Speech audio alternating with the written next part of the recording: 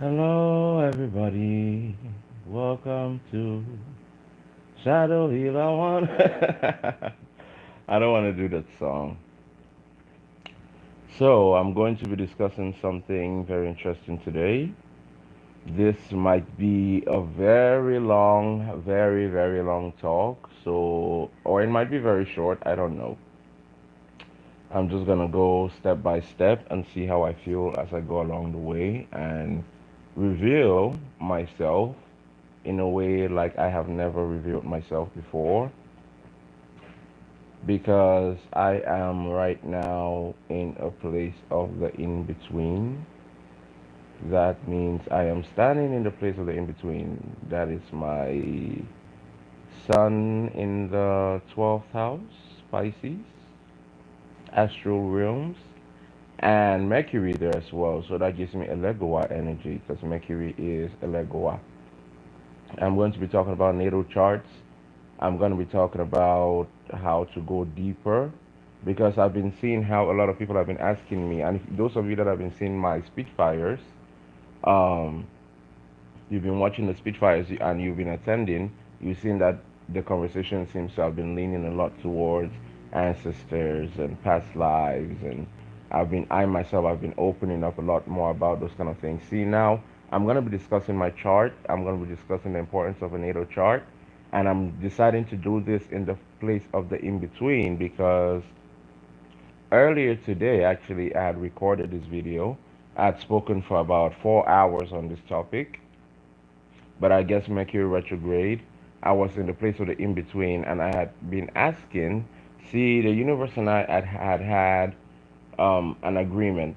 I had decided to make an agreement with the universe that I was gonna do something they'd been asking me to do, if they give me what I wanted. And what I wanted was to understand. See, this Saturn energy has been coming in, and it's been coming in. This Capricorn energy, this full moon in Capricorn has been coming in. It's been coming in now for about a month, and I've been feeling it. It's been surrounding me. Certain messages have been coming up. See, and this is what I'm just. The whole discussion is going to be about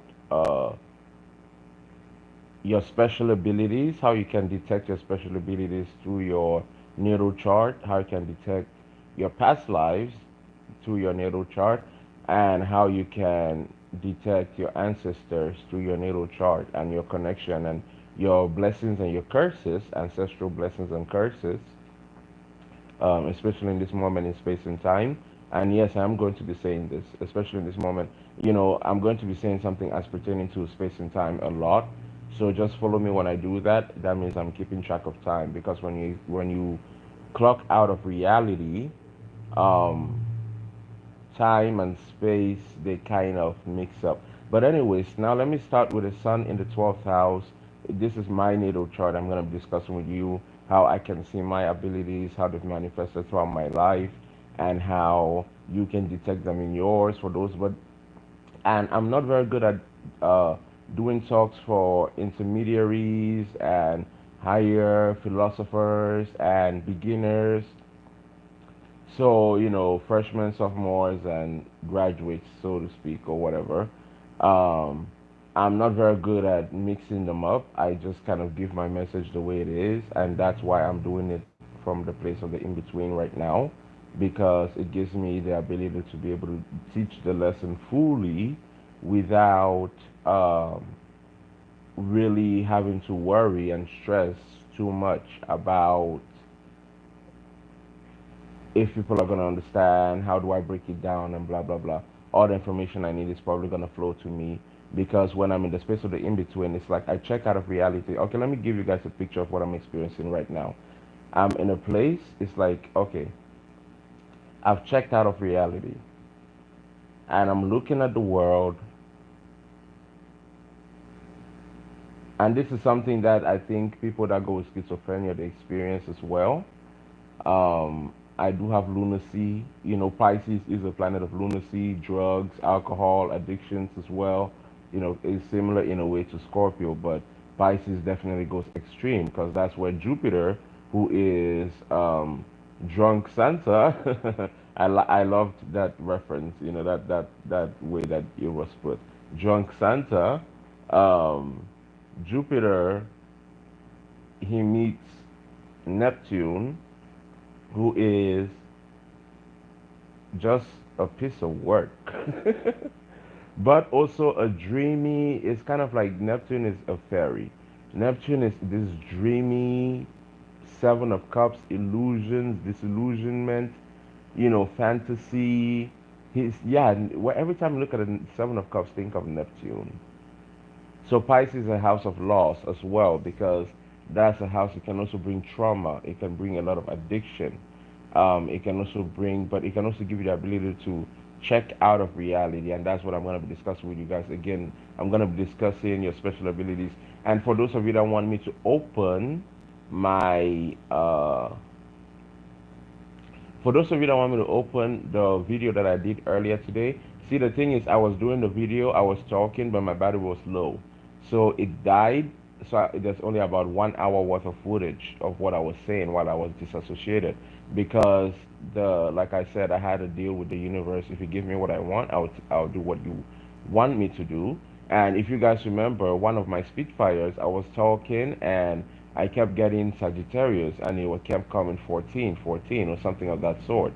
And I read it from the book, and it said something about being a teacher, and people started saying, "Oh, in the chat room, you guys started saying, oh, you should teach, or something of that sort." And I remember I took a piece of paper and I canceled it because it's something that has been coming up to me, but I have my reasons why. See, I'm very empathic, and I have Saturn retrograded in the house of Virgo, and I have Aquarius as the Lord. So I have Saturn as the Lord of that house.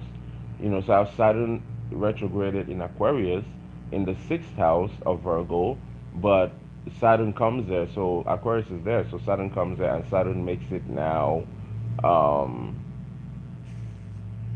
this different dynamic because it becomes the Lord of that house. And in Aquarius, it does talk about, anyways, I'm going off track. Let me check myself back into space and time, in this space and time. Okay, so what I'm doing right now essentially is that I am almost in a space, and I'm looking at my life and I'm gathering information, and I'm looking at the simulation that we exist in, and I'm looking at all the information that I've gathered recently. And I do this sometimes. The way that I mastered this, because this started as astral projection for me. So this is the first ability I'm going to talk about, astral projection. When I was a kid, when I was going to sleep, I would go into a place, when you're like half awake, half asleep, you would exist in this place of the in between, or when your consciousness is barely awake. It's almost kind of like how when you experience sleep paralysis as well, but it's not so aggressive.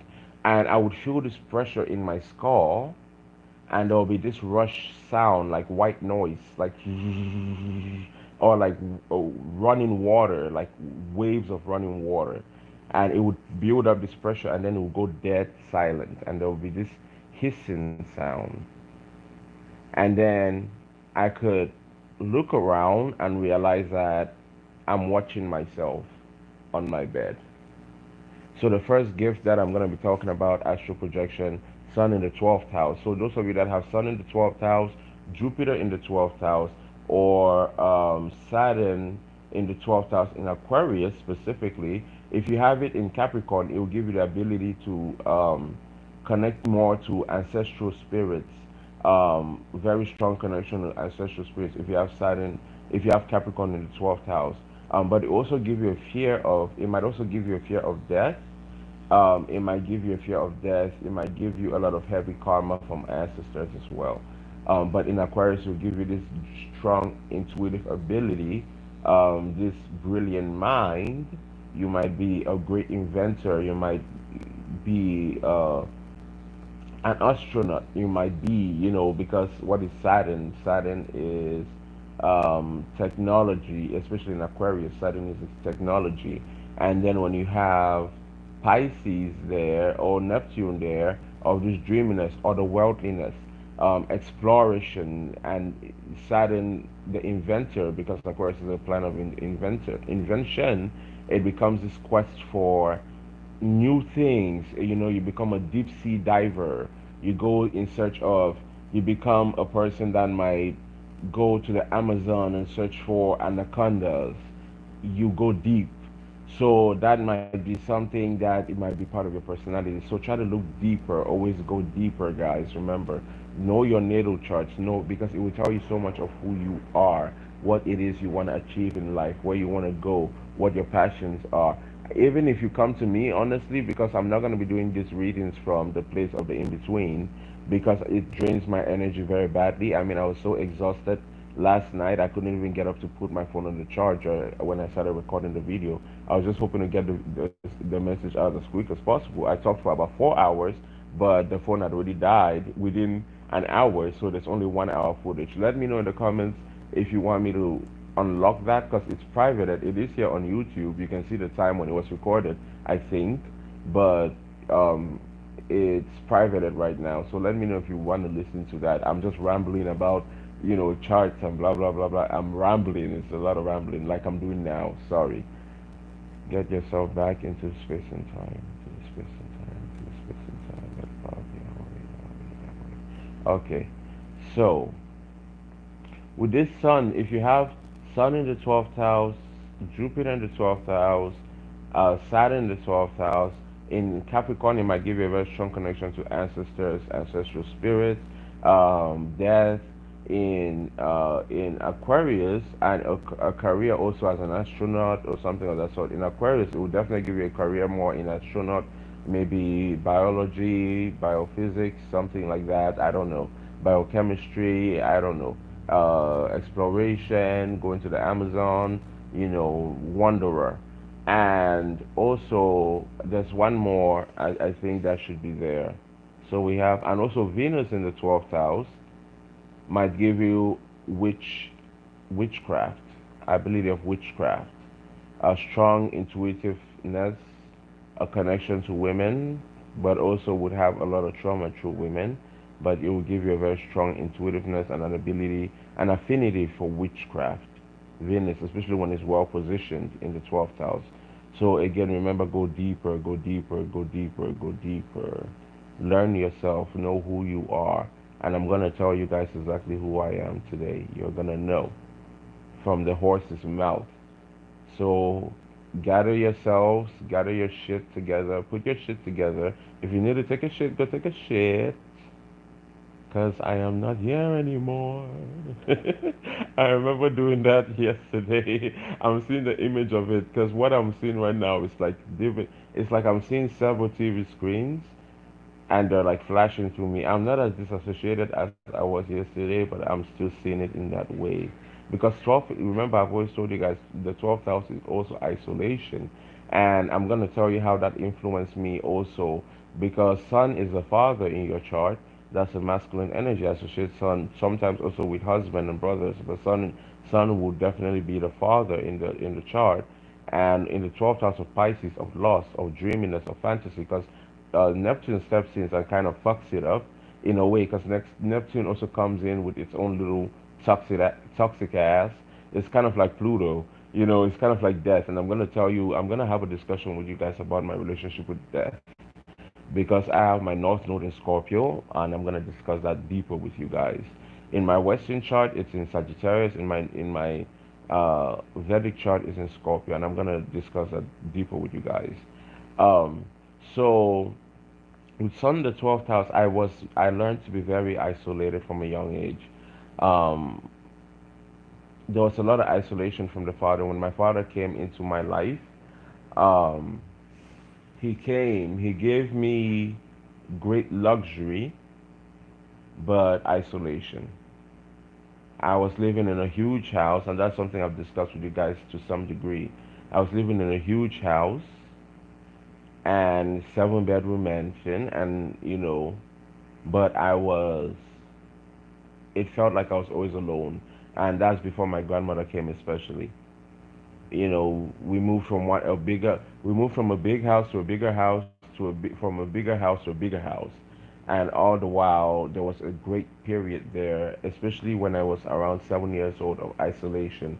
Because my father was making things happen for himself. My dad is a Scorpio. He was making things happen for himself. He was young. He was aiming for things.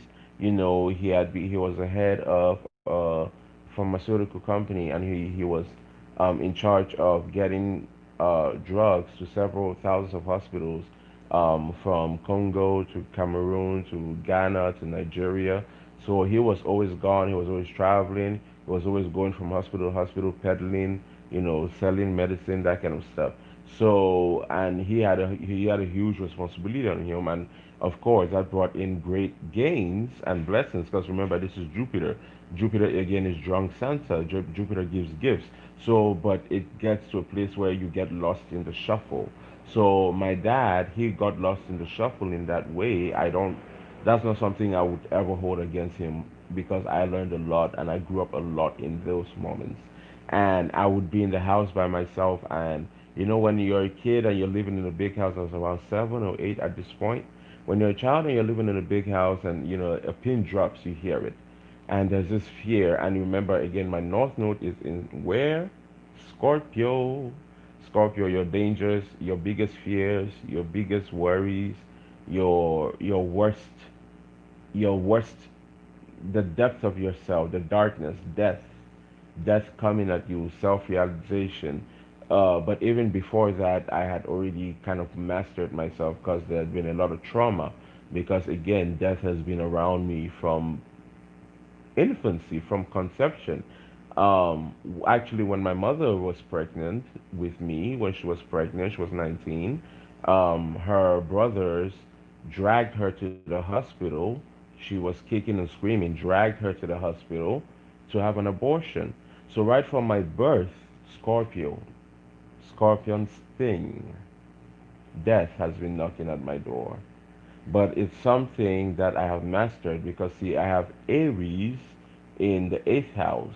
Now, Aries is ruled by Mars, so Mars rules Aries and Scorpio. But in Scorpio, Pluto joins. So Pluto, the house of death, gives Mars now a deeper understanding of death. But because Mars is the emperor, that's the first house of self-actualization, war, battle, the military, the government, secret accounts, secret affairs, sexuality, sex, exploitation, disease, your worst fears, your greatest enemies, poison. Scorpio, the most dangerous house. But now I have the ruler of that house in that house, and I have Mars and Jupiter in the first house in Virgo. In my Vedic chart, I have Mars and Jupiter in the first house in Virgo, Sun in Leo in the 12th house. So that gives me now, with that self assertion, because again, the first house is your sense of identity, and I have the Lord of that house in that house. And then in the eighth house, I have the Lord of that house ruling that house again. It gives me this ability now to be the emperor, to say, I dominate you, you don't scare me. Actually, funny enough, I had an occurrence yesterday where I posted a video, and I was looking at a candle wax that had burned down, and I saw an entity looking back at me. See, I'd done a cleansing for a person, and I'd rebuked an entity from their body that was trying to devour. And the entity showed up when I was looking at the wax, and I was looking at the video, and I said, what are you looking at? I see a bull looking at me. It was like a goat head also. But there's also something deeper that he told me about myself and how I'm being watched. But I'm going to discuss that. Sorry, guys. When I get here, my mind starts racing faster. My heart is beating really fast right now. Give me a second. Gather your thoughts. Gather your thoughts at this time, this moment in space and time. But I can see how that North Node in Scorpio affects me, but I can also see how that Emperor Mars in its own domain can conquer my deepest fears. And I realized from a very young age that I had to discover myself. I left my mom's house at 19 years old, going to LA to pursue my dreams, writing scripts, working full time, going to school full time. And then that sun in Scorpio also, when I left the comfort of the mother, because see, in my bloodline, I have something that I've come to realize, and this woman in Capricorn has just told me, because remember I said I wanted to learn about myself, so I made a deal with the universe. I said, if you teach me what I want to know, if you open that door, stop dangling it in front of my face. You've been dangling that shit in front of my face for too long. If you teach me what I want to know, I would give you what you want from me. So this is me paying back, I guess, according to the deal. And see, I have in the second house, I have Libra, because in the first house, I have Virgo, so that's the sixth house, and Libra is the seventh house. So in my second house, a lot of that house is Venus, Libra, and that's in the house of contracts, marriages. And then I have it in the house of devotion. See, Libra, Venus, so I have that Lord in her own house again, so that makes me again dominate that house in a way. Libra is Venus is a princess. She has a sense of devotion to a thing, a very strong sense of devotion. Now, but in this house, because if I had, same way if I had Scorpio in the house of Scorpio instead of um, uh, Aries there, it would make me maybe fear my own fears too much. It might make me paranoid. It might also make me very much an alcoholic. But in this reality with the Aries there, I dominated because I have that Emperor energy and Mars in his own house. Same thing happens here where if I had Taurus in Taurus, it would have made me someone that was very religious, very dedicated, very devotional. But I have Libra here of contracts.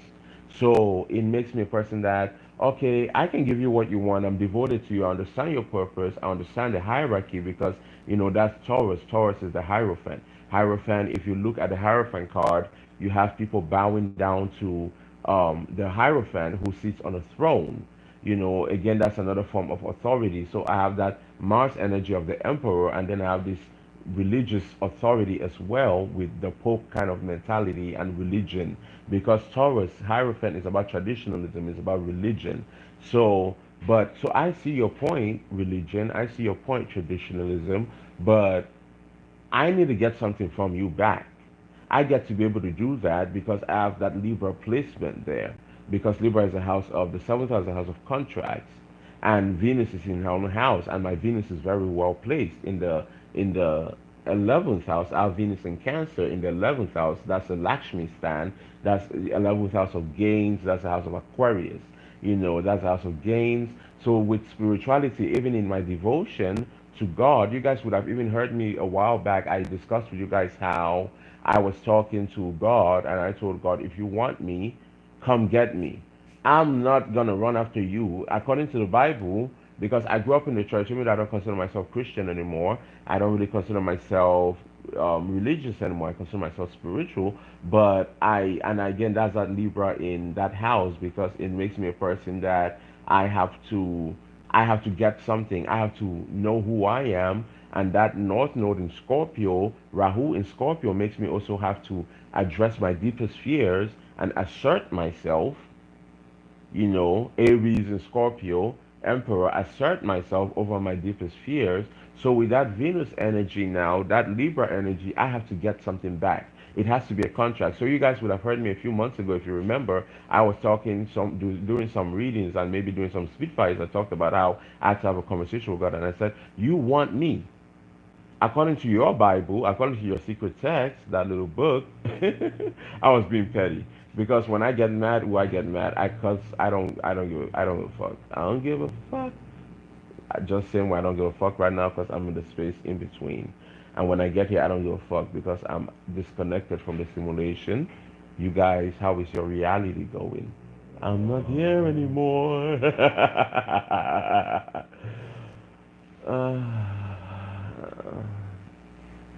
Okay.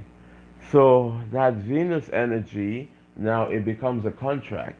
So I have to get something back in return. Now you guys would have heard me say to God, according to your book, you want me, the devil wants me, all of y'all want me. So I'm the prize here.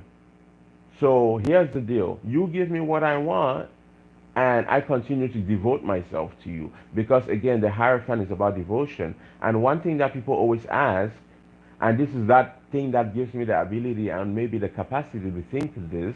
But when people always ask, what can God do? What can God do? I can tell you what God can do. Libra in the second house of devotion, Taurus, and personal finances. And I'm going to tell you how personal finances taps into this.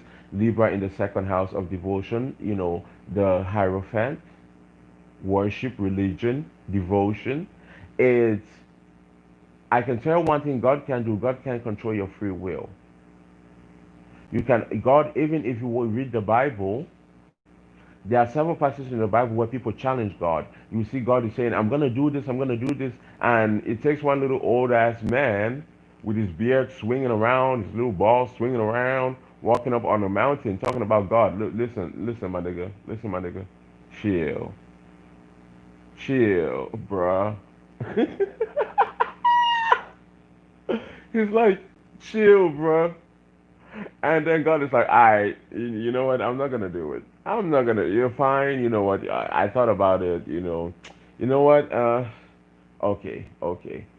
It gives them the ability to have contracts with God, and it gives them the awareness that they can have contracts with God. Because see, Venus is the princess. She's always about comfort. She needs comfort, and Saturn gives karma, whether good or bad. He gives karma, and Venus. Saturn loves Venus, so Venus always always in the feminine energy, and especially in her own house, will give she can easily extract karma, good karma from Saturn. And Jupiter is the king of the gods, is the father of Venus. He will give her good karma. He gives her inheritance, and that's where it turns now into inheritance. Because again, remember, Hierophant is about traditionalism. It's about marriages. It's about contracts. Venus is about contracts. It's about marriages. It's about benefit. How do we gain from each other? And how do the generations of us gain from each other? And this is where now Venus becomes about luxuries, where she gains from the father. And this is where I would start talking about maybe my ancestors. My ancestors, this is my chart. So now, Venus in the second house, Libra, I was born already gaining from ancestors. And I just realized actually for the second time, especially for my female ancestors, I just realized for the second time that I am royal. So this was a month ago. I already knew about I was royal on my dad's side, on my paternal lineage, because my grandmother, I've shared with you guys before, she married into royalty in Africa, in West Africa. She married into royalty. She was, and this is where I'm also going to talk about Venus and that devotion energy as well. She was 12 years old, and that's something I never shared with you guys. See, this is where man now I'm also gonna discuss. Sorry guys, I'm like it's really hard because I race my consciousness races faster than my brain when I'm in the in between. So it's really hard for me to like find a topic, stick to it, and discuss it very straight. I'm existing right now, and I'm trying to catch up to what I'm saying. So just bear with me and just try to follow along and see how this goes. I want to teach this way because I thought it was maybe very powerful, and I could teach, people beginning with their natal charts, maybe just beginning in spirituality, and also people and making it easy for you, so you know what you touch, you don't touch, what your strengths are, your weaknesses are, blah blah blah, your generational karma, your curses, your blessings. Make it easy for you, easy peasy. All of you, the masters, the intermediaries, all of you, get your asses here. A Virgo is talking. So let's get it together. Okay, so we have the Venus here now. So it gives me the understanding that I can have contracts with the universe, and I've had this contract with the universe, and I'm going to be teaching you guys about generations. So here, I was born already with generational wealth and comfort, because again Venus is about luxury. Venus is about comfort, planet of love, comfort, luxury. You'll notice that Venus energy also tends to be prostitutes. It's been actually, I just had a conversation with a lady recently, and there was a situation, and there was prostitution involved, and one of the people, and I'm also going to be talking deeper about prostitution, going deeper, and how I, with my south node in Taurus, and how my past life, I I had some prostitution, because Venus is very much about prostitution as well. sacred prostitution. I was a sacred prostitute in my past life. Okay, I'm gonna be discussing that. Oh, just hold your brakes. Like I told you, I hope you guys got your wine. I hope you got your popcorn. Let's talk. Let's go deep. Let me reveal myself in a way that I've never revealed myself before. Let me teach you guys what spirituality really is. When I say know yourself, this is what I mean. Understand yourself. Go deep. Go deep into your psyche. Go deep into your consciousness. Go deep and deep and deep. Understand who you are. Know who you are. Knowledge is power. When you know where you're coming from, you know where you're going, you know what you have to learn. Know who you are. I know I was a sacred prostitute in my past life. I used to, especially when I lived around India. I know I lived in there either in India or around India, and that's something I've discussed with you guys before on my speed fairs, especially. I lived in India or around India, and I know I was a sacred prostitute. And I think I've gone back, I've researched it a little bit, and I think it attaches to the Devadasi. And the Devadasi was a cult of women. They were kind of like nuns, and you can look at it also in a form of in Japan. It's called they're called the geisha. You had in China. They also had the Oran, which were women who would charge 1 year worth of salary back in the olden days in the 1600s in Japan. These women would charge 1 year worth of salary. So these were kings and politicians and rich men and warlords that were going to these women. These weren't the average everyday man. 1 year worth of the average everyday man's year, 1 year worth of their salary, it would cost to book an Orient. I think it was called an Orient.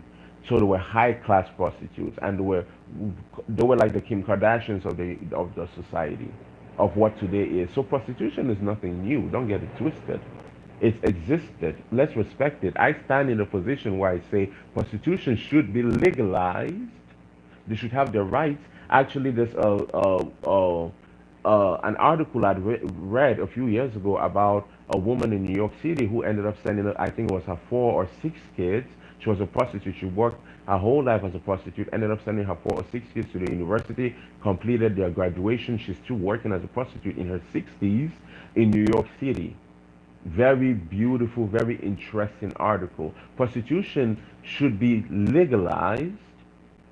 Actually, the fact that it's been illegalized is why there's so much child trafficking and a lot of this bullshit happening, and this abuse of power and this control of feminine energy. Don't fucking control the feminine energy like that. Set her free. She knows what she's doing. She knows herself. Feminism, motherfuckers. And I'm going to tell you guys why I feel so strongly about this, because there's a connection to my ancestors. And again, like I said, this is going to be a talk about ancestors. So I see how I would have been born, and I'm going to go back into the past life. Don't worry, I'm coming. Like I said, it's going to be very scattered. Take notes if you have to.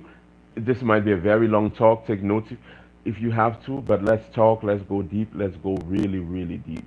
So, in with Taurus in the second house, now with Venus there, I see how I was born. My family was royalty, and again, Taurus, that's Hierophant. That represents adoration, dedication, devotion, and the Hierophant sits on the throne, and he's a figure of authority. So with Libra there, which represents contracts, law, benefit from me, I benefit from you. Do you see how that goes into government? Contracts, governments, organizations, that's the Hierophant, institutions. So that's Venus energy as well. That's about mediation. And so I see how royalty shows up in my chart. And I just found out, like I said a month ago, that I'm also royal on my mother's side, which I never knew. But I just found out a month ago. But in my dad's side, I've already known that. So my grandmother married my grandfather. See, my grandfather he was married to a lady, Mamikata, and I'm using certain words, and I know what I'm saying. Don't worry, I'm not going to give too much information. I know how to keep my energy protected, and I know that there are a lot of people watching, and I know there are some people watching that are from the government, and you guys have been spying on me. I know, and I'm going to address you guys later, and I'm going to tell you guys exactly what I've done, exactly what I'm going to do, and exactly what you guys are going to do about it, which is nothing. But let's continue going. So with that Venus energy there, I see how I was born already with wealth, inherited wealth. My father is a Scorpio. He has Scorpio is a house of hidden treasure, hidden things. I've always said that Scorpio is that kind of energy that will learn how to do things. And because my father has that energy that is inherited from my grandmother, who also has that strong Venus energy, because that Empress energy and that Mother Earth energy, because I have to show the Empress more very heavily, strongly, because the Empress to me is when Venus gets older, when she's in maturity, when she's over 40, when she's ripe.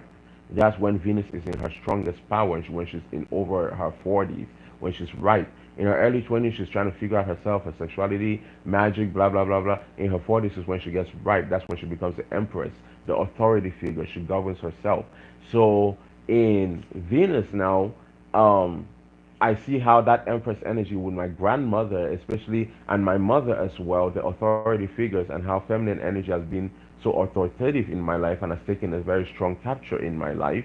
With my second house, again, inheriting from the grandmother. My grandmother, she was born to a family.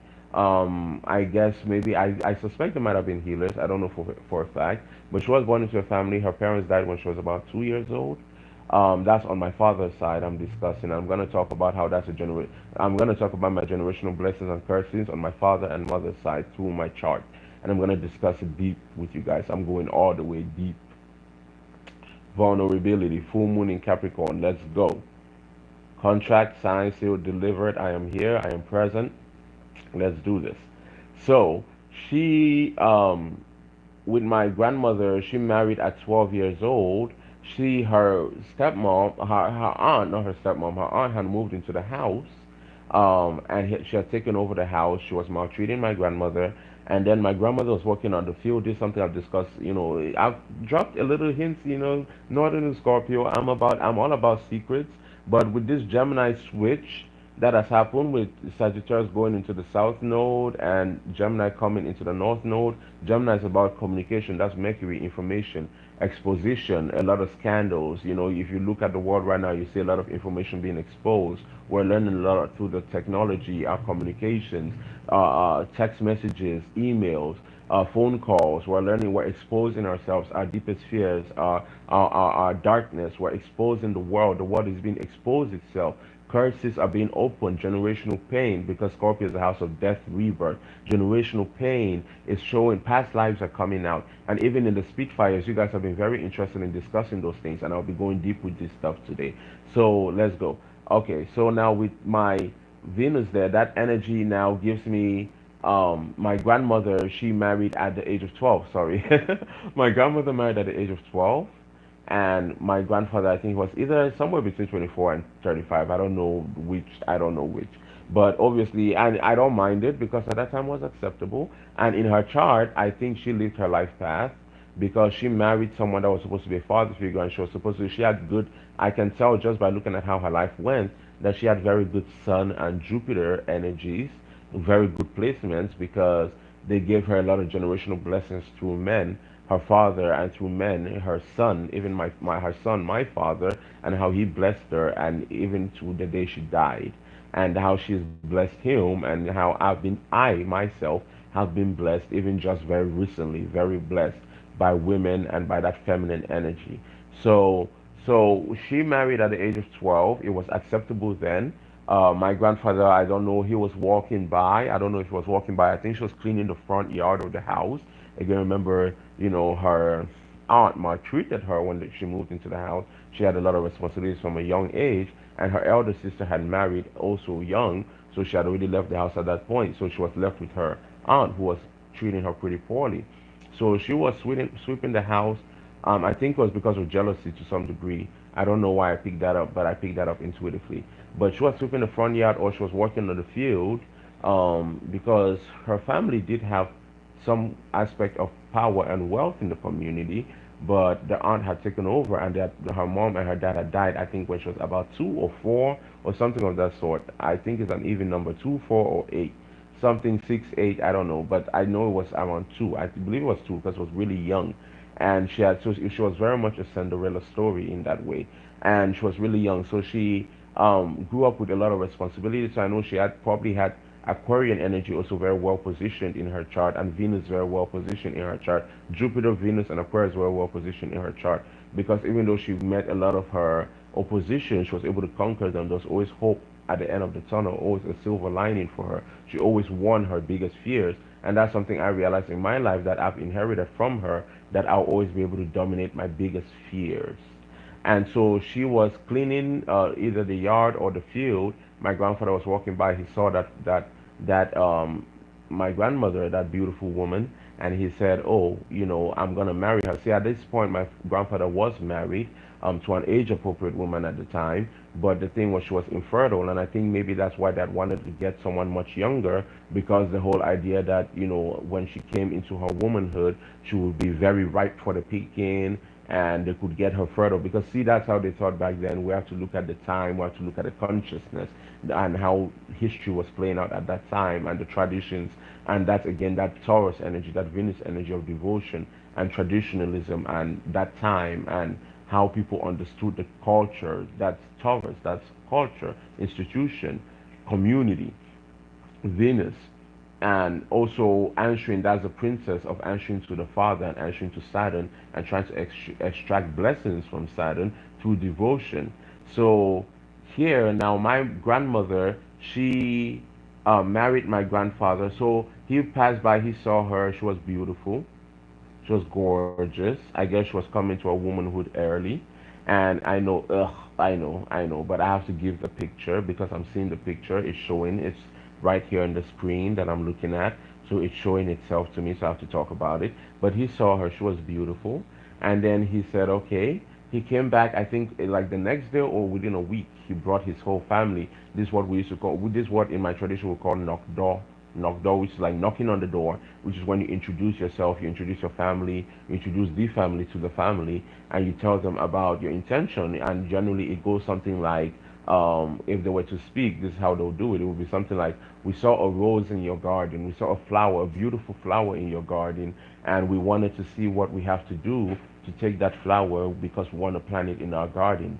We want it to flourish in our garden too. We want to have that flower in our garden so it can look beautiful too." So again, remember, Venus is about contracts. What do we do to what had the devotion? What do we do? How do we do? We praise, is worship. We're praising that flower. We're Venus is about luxury, it's about beauty, it's about luxury. You have to look deeper, guys. Go deeper. That's Venus. So what my grandfather, he brought his people. At that time he was a king. I don't know if he was a prince or a king at that time, but I think he was already a king at that time of his community. And I'm not going to say the name of the community. I hope it doesn't slip out because I'm seeing the name flashing right now in my screen. It's flashing, it's flashing. But I am not here anymore. In this space and moment, in space and time, I am no longer here. I am in the in-between. Sun and Mercury in the 12th house gives me the ability to move in between space and time. So, and I'm going to be discussing that again. See, guys, how I jumped from that, and I don't even know how I'm here talking about Venus in the second house. Oh, Lord. So let's just keep going. So she married. So they came. They talked about the flower. They paid what they had to pay in dowry. You pay dowry, and just like how when you go to church, that's religion. Remember, you pay tithes. They paid dowry, and they took my grandmother. She became a queen. See, my grandfather was already married to an age-appropriate woman, and I'm gonna, and that woman, I don't know if I should, I don't know if I've already said her name or if I'm supposed to say her name. I don't know, but you guys will not be able to trace her anyways because it's a pet name, unless a family member. And I've noticed that with this Venus, with this Gemini moving into the North Node, I've noticed how even family members and people from my Facebook have been able to find my Facebook. So I have been able to find my YouTube, and they've actually shown up on my channel, and they've actually left comments, and they send me emails, and I've actually done readings for them. I'm noticing, and rituals for them. I'm noticing how, and I have my North Node there, which is about secret ancestry, lineage, bloodline. I'm noticing how that's been exposed, and some of my secrets are also being exposed, and the universe is wanting me to expose myself as well and to teach through that, because that's Mercury. That's about knowledge. That's where you capture wisdom and you take it into knowledge and you teach through that, especially when I have Saturn in Aquarius, Saturn retrograde in Aquarius, because Saturn is a teacher, the harsh teacher. But in Aquarius, very much idealistic teacher, fantasy teacher. But in Virgo, now in Mercury, they like each other. Saturn and Mercury like each other, so that's a comfortable placement, especially retrograded in Aquarius, idealism, the house of gains. it gives the ability to dominate your enemies, because Virgo is also the house, the placement of disease. It's also the placement, the sixth house, the placement of disease. The sixth house, the placement of enemies. It gives you the ability to dominate your enemies, because Saturn dominates.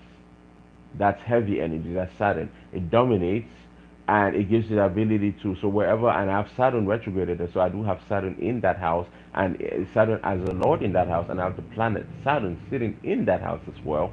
So that gives me the ability to dominate my enemies, to entrap, to dominate diseases. I've cured cancer twice. Hello. So, anyways, let me go back to second house, then I'll go back to 12th house, and then I'll give you guys a full rundown. Again, I said this is going to be a very long chat. Get your shit together. This is how I'm going to teach right now. This is how I prefer to teach right now. Okay, so she married into my grandmother. She married into my grandfather's family royalty. She became my father had already married, but the woman that he married was never able to have a child. She never bore a child. That became benefit to my grandmother now, because when she married, she had 8 kids for my grandfather. So she became the queen mother of the nation, even though the first wife is generally the queen mother, because the queen mother is the one who births the heir, the one that will become the king after the king's passing. But now my grandmother gets this blessing of becoming the queen mother, even though she was the second wife. So, and that's where now also that father figure. So I know that's where her Jupiter placement and her masculine energy was very beneficial to her. And also, she got a lot of blessings through the father, and to maybe even through the mother as well, but through the father definitely, because masculine energy was very beneficial to my mother, and I see how it's been beneficial to my dad and to me, the feminine energy, and how she's passed that generational blessing to me, even in my walk in magic. Um, so she married into my grandfather. She became the queen mother of the nation. So she had favor. Oh, my grandmother was a beautiful woman. Oh, I've shared with you guys in my communities. Those of you that care to go check out my communities, I shared with you guys a picture of my grandmother, and she had on her gold earrings. She was beautiful. Little jewelry, never showing off too much. Serious eyes, gorgeous. And when I told you guys that when I see the Empress card, I see my grandmother, that's what I mean. When I see Nine of Pentacles, I see my grandmother, that's what I mean. That woman was a queen. Put some respect on her name. And she knew how to love, and she had that Venus energy right. She had that Scorpio energy right. She had that Jupiter energy right. She mastered it all, it seemed.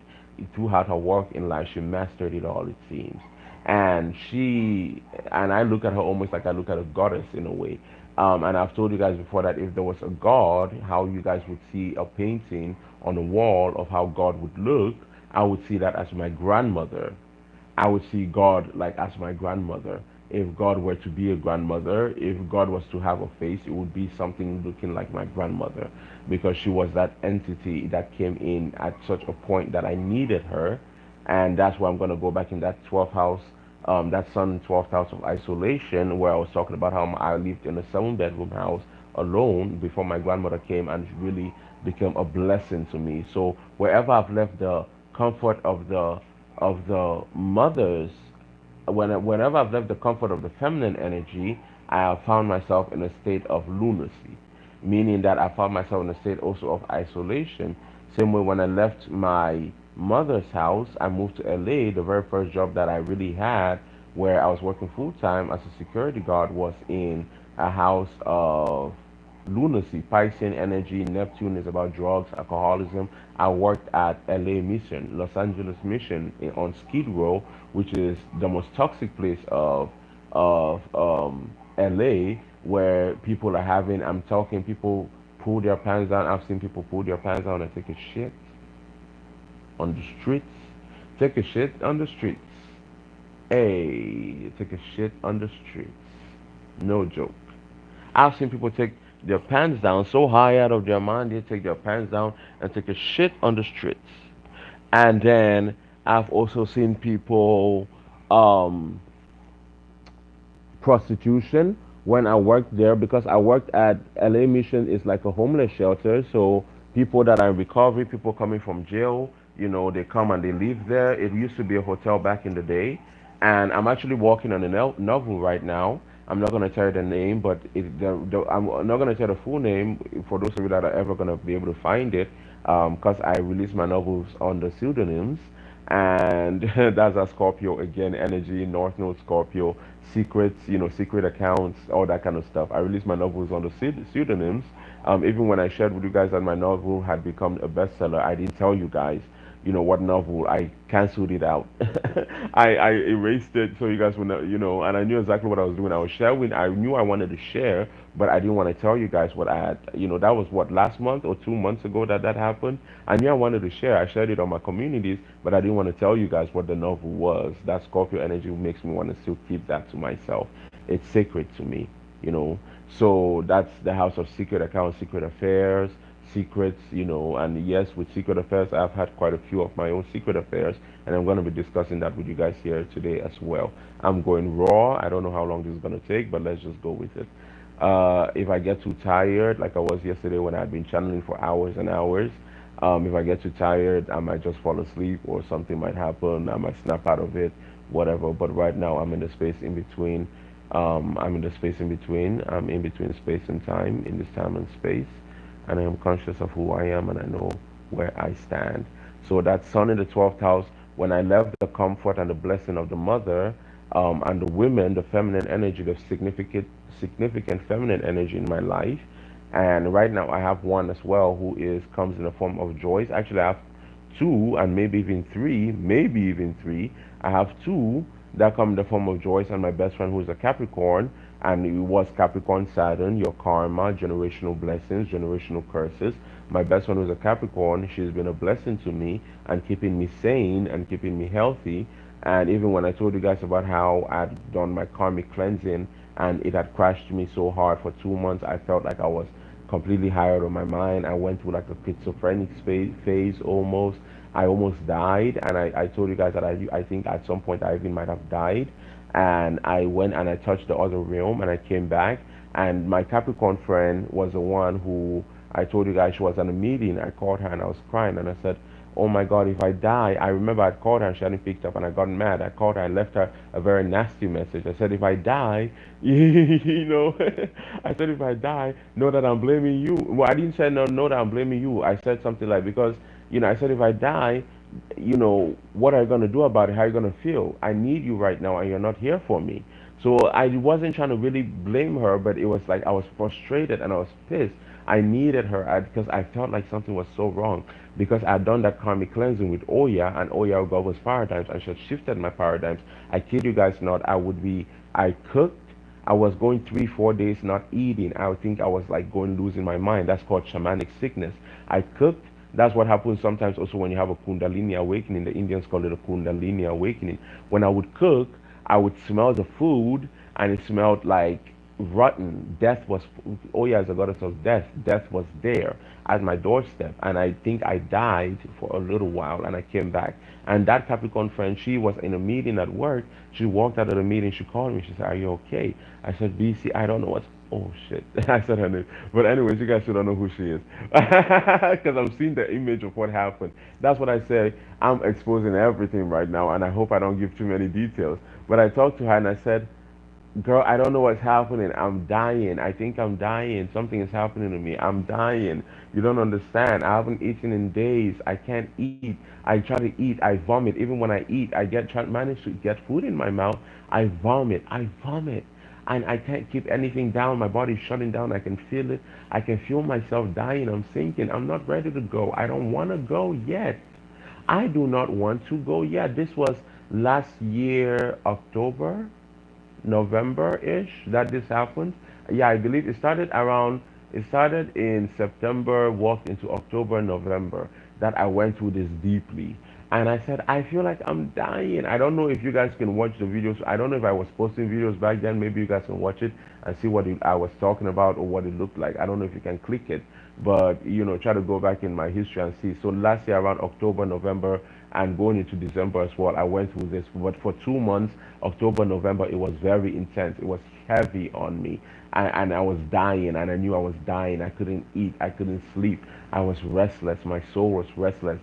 She was shifting my paradigm. I had done that ritual to get rid of my karma, because I knew my Saturn I felt like I don't know how I knew it, but that's that sun in the 12th house of intuition and Mercury there being at the crossroads. I knew that something was coming, and I knew I had to be prepared, and I knew I wanted blessings to come because I knew I was so over a certain aspect and a certain karmic point of my life of where I had abused my power, and that's what I'm going to be discussing also with this Venus here and Taurus energy here as well, where I had abused my power in my past life. Um, I knew what was coming somehow intuitively, and I picked it already. So I wanted to get rid of that karma before it came. So I'd done that ritual with Oya, and she killed me. And I called my friend that day that I knew I was gonna die, and I told her I know I'm gonna die, and I was crying on the phone, and she had. And I said, okay, this is what, and I think when she was finally able to get to me, I'd already died and come back. And I said, this is what I need from you. I need electrolytes. So order some electrolytes for me, please. I need Gatorade. Get me as much Gatorade. She ordered me 4 Gatorade. She called a Chinese company, a Chinese restaurant right nearby my apartment to make sure that I was still alive. It was serious, guys. And she came and they came and they knocked on my door. I practically crawled. I crawled. No, I crawled. Understand, guys? I crawled. I not practically. I literally had to crawl around the bed, get up, to pull myself off, holding the counters and everything, like as if my body was paralyzed, almost like I was having paralysis, but I was having sleep paralysis, but I had somehow mastered because, and that's something I've also mastered how to do. I've learned how to get in the in between. Remember when I talked to you guys about how my very first gift was astral projection? I'm going to be discussing that deeper. I talked about how I had to crawl because I'd already, to some degree, mastered how to get myself to still get my functionality, even when I'm in that place of the in between where the body almost seems dead and the soul kind of leaves the body. I'd somehow mastered it through the years, and how I had mastered it. I'm going to discuss that a little bit deeper. I'm giving everything out in my chart, and I'm seeing how you can look deeper in your chart and pick up certain things. So, with this energy now, I had with the Venus. Okay, let me go back to my grandmother, and then I'm gonna go back to the 12th house. I'm gonna be rotating between these houses, and you guys just take notes if you have to. I'm gonna be, like I said, my consciousness races faster than my brain when I'm here, so just take the notes. As I'm seeing the images, I'm shooting off. I'm shooting off. Just take the notes. This is who I am. I'm letting you know. You know who I am. Know who you are. Know your power. Know your weaknesses. Know your strengths. Know your ancestors. Know yourself. Don't let other people tell you who you are. Learn your power. Don't let any secret occult societies tell you who you are. Know your power. Know your strength. Don't let your government, motherfuckers, if they care to be, tell you who you are. Know yourself. This is my rebellion because I have Aries in the 12th house. I am a rebellion. I know who I am. I know my power, and I know that I dominate you. You don't tell me. I tell you, and you do. And I'm going to tell you exactly what I have done, government, because I know you're watching. I got myself in a little fickle with the government and the secret society of Freemasons with the government a few months ago. And I attacked them and I put one of them in a cage. He almost lost his mind. I know you guys have been watching me for a while now. It's okay. I'm going to address you and I'm going to tell you guys exactly what I've done. I am not here anymore. I do not exist within the simulation you exist in. I am absent, sun in the 12th house. The ability to disconnect from reality, observe it, because the 12th house is a house of astral realm. So this is the house of people that might have schizophrenia, maybe ADHD. You might have this where you might lose your mind. The father might also be in isolation. The father might go to prison at some point, or you might have to go to an asylum at some point. For example, my grandmother on my mother's side did lose her mind. She did inherit. So I do inherit lunacy. I might lose my mind sometime later in my life. That is a possibility. Jupiter here and Neptune there, it does give you the ability to lose your mind. I've talked to you guys about that. So, but it also gives me the ability to tap into the in-between realm where I can disassociate. And so right now, like I said, I am disassociated. I'm watching the world as if it's a simulation, and there's several TV screens in front of me. And I how this started when I was a child. When I would be going to sleep, I would have this moment where I would, and I'm seeing it right now, that's why I'm discussing it. Then I'm going to go back to Venus. Like I said, take notes if you have to. Get your shit together, get ready, take notes, learn about who you are, learn your karma. Learn, people. Gather your stupid asses around here and learn from a Virgo. So, I was there in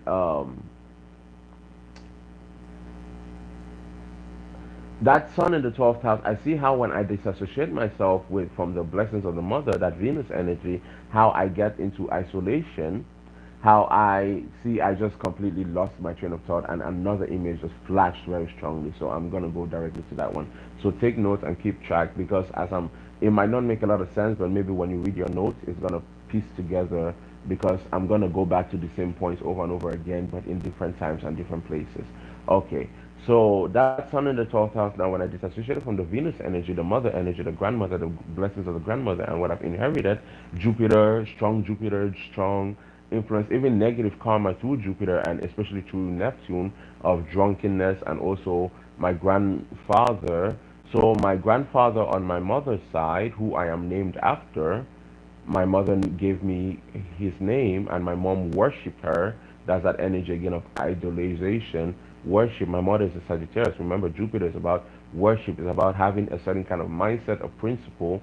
Jupiter is a king, so he feels like whatever he has to say is right, and he has this authority and this authoritativeness about him. And there's this stubbornness that comes with people with Jupiter energy, and you also see this when Jupiter meets Venus, which is in Taurus, of where Venus is the princess and she idolizes the father, but Venus also knows kind of who she is, because she becomes a kind of bratty. She can also, in her lower vibration, she can become a bratty energy, where she becomes very bullheaded. I know, you don't tell me who I am, blah, blah, blah, blah, blah, blah. She becomes a very bratty energy, but in her high vibration, she can become someone that is exalted, that's looked up to. So, and I've seen that how it's played out even in my mom's life, from where she came and how I influenced her life and how I grew her up and how I raised her. So I'm gonna be discussing that also, hopefully, if I don't forget deeper. So I see how that sun in the 12th house, when I left my mother's house, my very first job was working right where on Skid Row at Los Angeles Ministry as a security guard. My job was standing somewhere for literally about 12 hours. I used to work night shifts and I used to work day shifts. When I worked day shifts, I used to stand somewhere for about 8 hours, not 12 hours, 8 hours. And I would just, my job was to walk. There was this archway, like picture an arc, like think of the Three of Pentacles. You see how there's like an arc there? There was this archway, and I would walk back and forth. And there were not the people, because the Skid Row, I think it would open at 5 a.m. or 6 a.m. This when I worked night shift, I would do this. This when I would start. So the people would come in, from the streets. They've slept outside. They've gone high. The prostitutes have had sex. They've had sex with each other. Disease has been spread. I've seen the worst of the world, guys. I have seen the worst of the world. North Node in Scorpio, you see the worst. You see the when I like I said, when you have Mars, Jupiter, Mercury heavily in your placements in certain houses, you get the wool ripped right off your eyes very early in life, very young in life. So at 19 years old, here I am being exposed to alcoholics, drug addicts, people. People will come in with needles, like in their hands, trying to hide it. I remember there are several occasions where people would have overdosed, and they'll be sitting in because there was a sit right there. If you guys care, you can go Google it. Maybe you have a picture of what it looked like the physical, what the institution actually looked like. It's called Los Angeles Mission. And there's this front row area there where there are sits and there are TVs. So they'll come in there, they'll sit. I think at 6 a.m. or something, they'll go have breakfast. They'll go to a Bible sermon or something. I don't know. I don't even remember so well. I'm not getting that picture so clearly. Then they'll be allowed to take showers. No, they'll have to take showers first. So I'll have to regulate them towards the shower area. They'll go take showers. I mean, you see all kinds of things. You see people that have been cut. You see people, their legs. People come in there with bacterial infection. Their legs are swollen. I mean, these are people that have been sleeping on the street, some of them for years. Dirty, lice, all kind of diseases. Cuts that have been exposed and it's pussing. I've had situations like I was saying earlier of people coming there overdosing and me having to call the cops and say, hey, this person's overdosing, 911, you guys come here. And then me also being able to, and that's another thing I'm going to talk about with sixth house of, with Virgos there. I have Capricorn in the fourth house, and I'm going to talk about healing hands, an ability that I might have inherited from my mother, which talks about healing hands. And Virgo is a planet of health, healing, and I have Aquarius there, Saturn, which is the card of healing, the star, healing, North Node, destiny, healing, and that gives me. And in my Western chart, I have Saturn actually in the third house, and that's Aquarius in Capricorn, and the third house, the house of speech, the house that's the house of Gemini, Mercury, which again is a healer, the house of speech, medicine. My dad, both of my parents, my mom worked as a nurse. My dad was a doctor, biochemist, and they worked as in the healing department. And I think I might have also, my mom has healing hands, and I think I might have also inherited healing hands. Saturn represents generations as well, so healing hands. I think I've inherited healing hands, and so the ability to lay hands on people, and my mom has that ability as well, I believe, based on certain things that I've seen her do, and I know that I can do as well. Same way I shared with you guys a few months ago that I had done an exorcism on a lady, and I didn't even know what the fuck I was doing. She called me freaking out, crying, and I might discuss that a bit deeper here. She called me freaking out, crying, and I actually performed an exorcism, and I didn't even know what I was doing. And in a way, metaphorically, and you see how that Mercury influence comes, it came through communication, through phone call. Long distance, 12th sun in 12th house, long distance. She lives in California, I'm in Dallas, Texas. She calls me freaking out. She says, Eugene, there's something inside of me. There's something inside of me. She's screaming.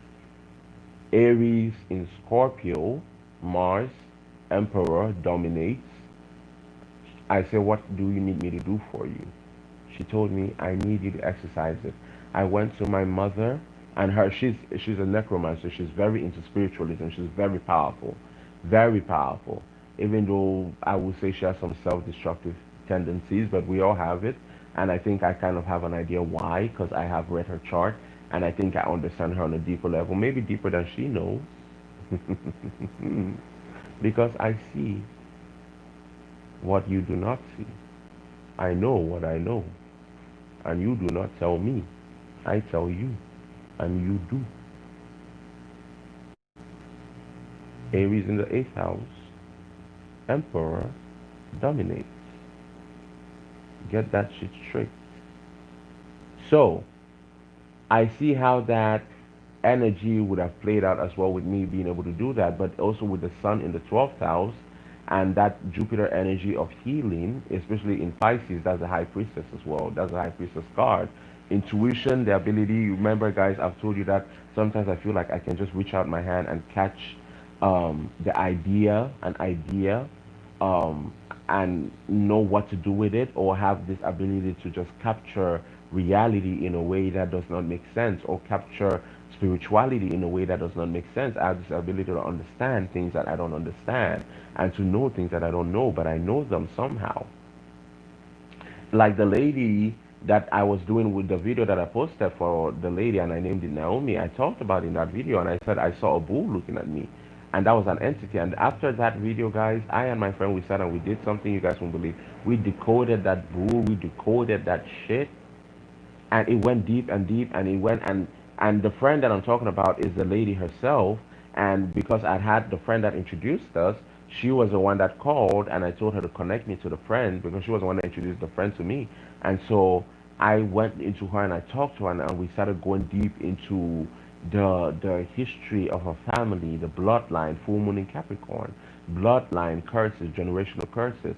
And that bull was an entity that has been sitting in that energy in their family, generational curses, revealing. And now I'm going to know what to do. And also within the past 24, no, not 24 hours, I'm just going to say 7 days, and I think I said the same thing in the video that I did yesterday. Again, guys, let me know if you want me to discuss or open that video so you guys can listen to what I was talking about. I have tried to watch it a little bit, but it's a bit difficult for me to watch it, because I'm just like, wow, to hear yourself talk like this is weird. But anyways, so I was there in that moment in space and time. Checking time. Okay, here we go. All right. So I see how when I disassociate myself, I can um I see how also when I disassociate myself, even with disassociation and also disassociation from the comfort of the mother, I learn certain lessons and I go deep into my karma and I learn a lot about my past lives and my karma comes up itself and again full moon in Capricorn and I shared with you guys just recently that my mom and I we had a disagreement and we haven't spoken since. It's been about 3 weeks. We haven't said one word to each other, maybe even a month. We haven't said one word to each other and that's part of my I've disassociated myself from the mother and now this woman in Capricorn happens and it's been coming up for about a month very heavy and so I knew something was coming very strong and then when it finally made sense to me I had that contract with the universe and this morning I got all the information that I wanted and that's the information I'm going to be sharing with you guys and in a way of me understanding myself better so you can understand yourself better. So with this disassociation and this disconnect also from the mother and that Venus comfort and that Venusian blessing that I have been born with, I have this placement now that puts me in the negative aspect where in isolation and my karma being referenced and my past lives, 12th house of isolation, 12th house of prisons, 12th house of lunacy, 12th house of intuition, 12th house of drunkenness, addictions, astral realms, astral projection. So, and I have my moon in Pisces. I have my moon in Pisces in the seventh house. So Pisces is the lord, I mean Jupiter is the lord of the seventh house for me, which creates a Lakshmi stand. I have several Lakshmi stands. I have Venus in Cancer. Remember, Lakshmi is a goddess of wealth, beauty, prosperity, marriage. That's Venus energy.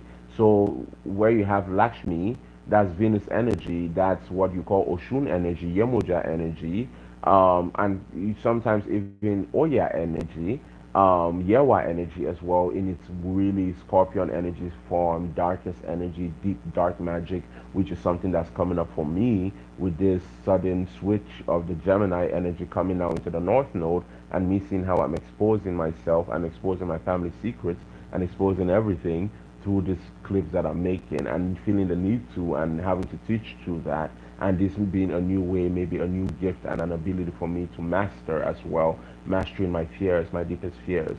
So, and this is going to tie now into my destiny because there's something that has come up for me and it's as pertaining to what I've inherited in the second house of my family. Like I said, I'm royal on two sides, and there's a possibility, and this is something I've thought about for a while, about me going and taking the throne in Africa of my community and creating the world that I want to exist in that reality.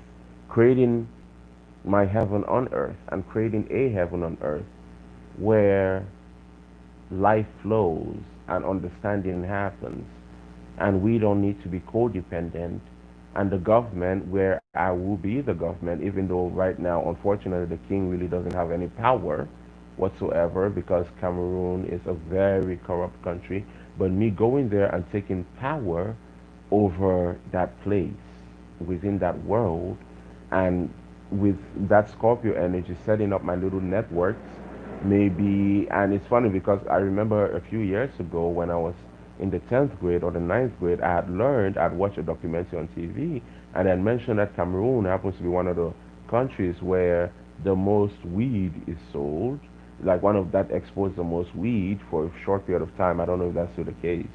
So I'm thinking maybe I could set up something, a little secret business, help empower my company, my community, rule my people, serve them well, bless them as they have blessed me.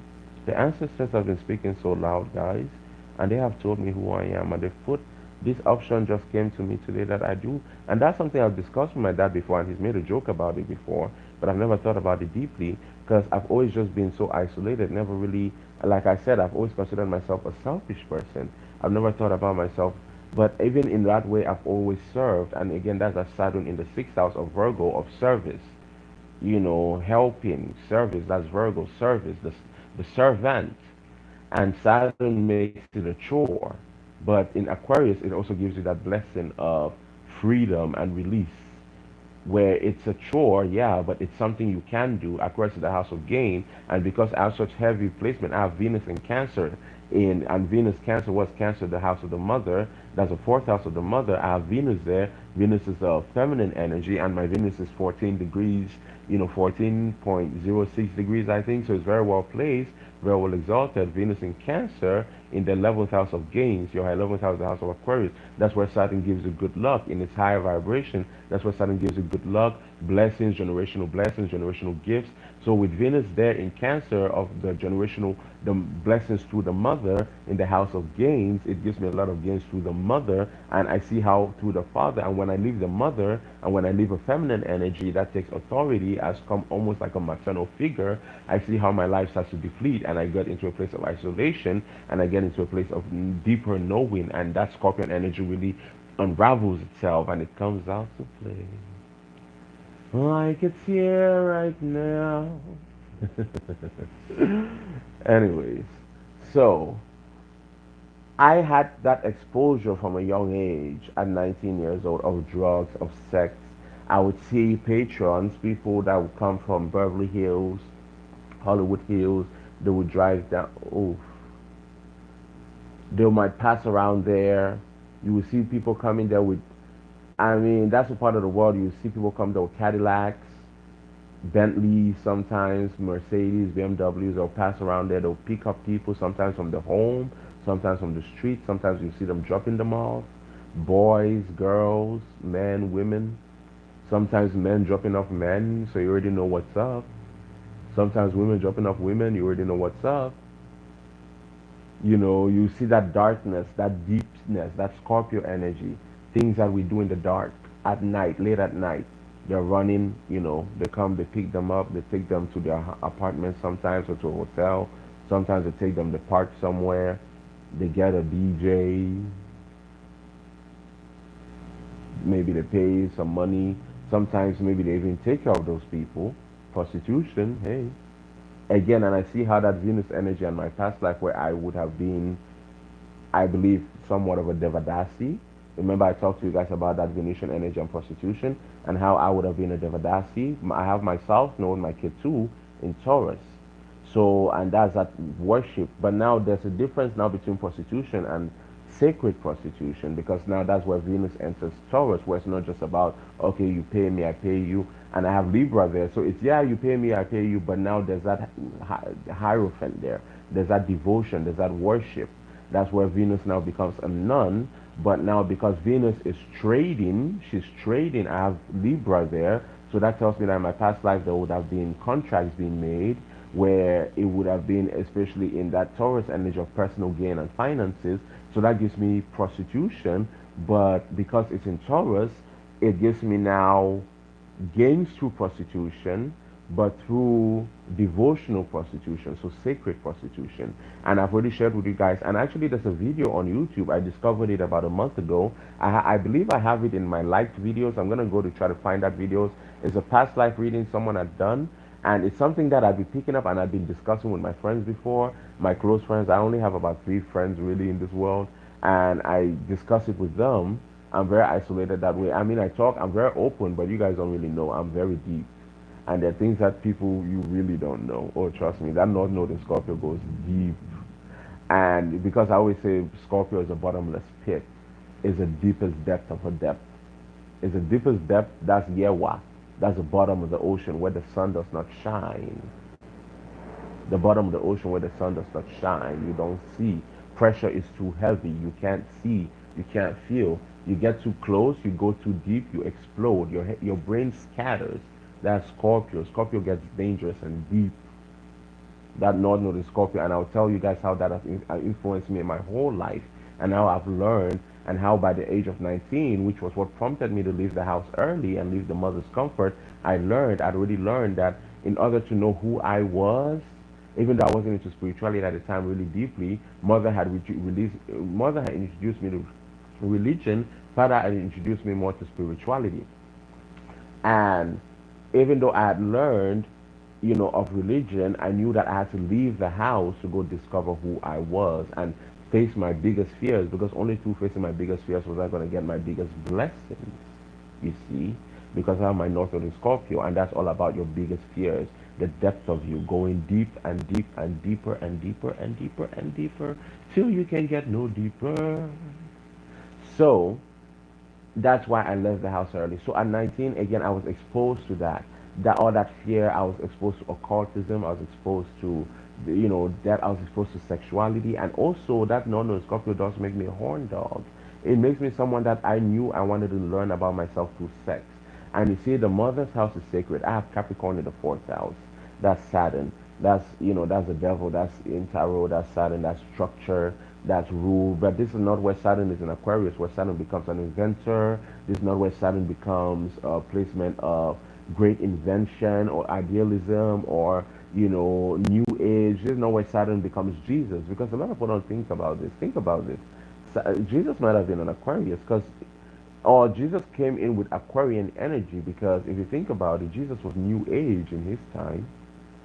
But we already know that the synagogues were built, so we know that they were already well aware of God. Obviously, the Bible was already established, the Old Testament, so to speak, if any of that ever really existed, which I would say, I would give it some credit. There is somewhat of proof that it might have.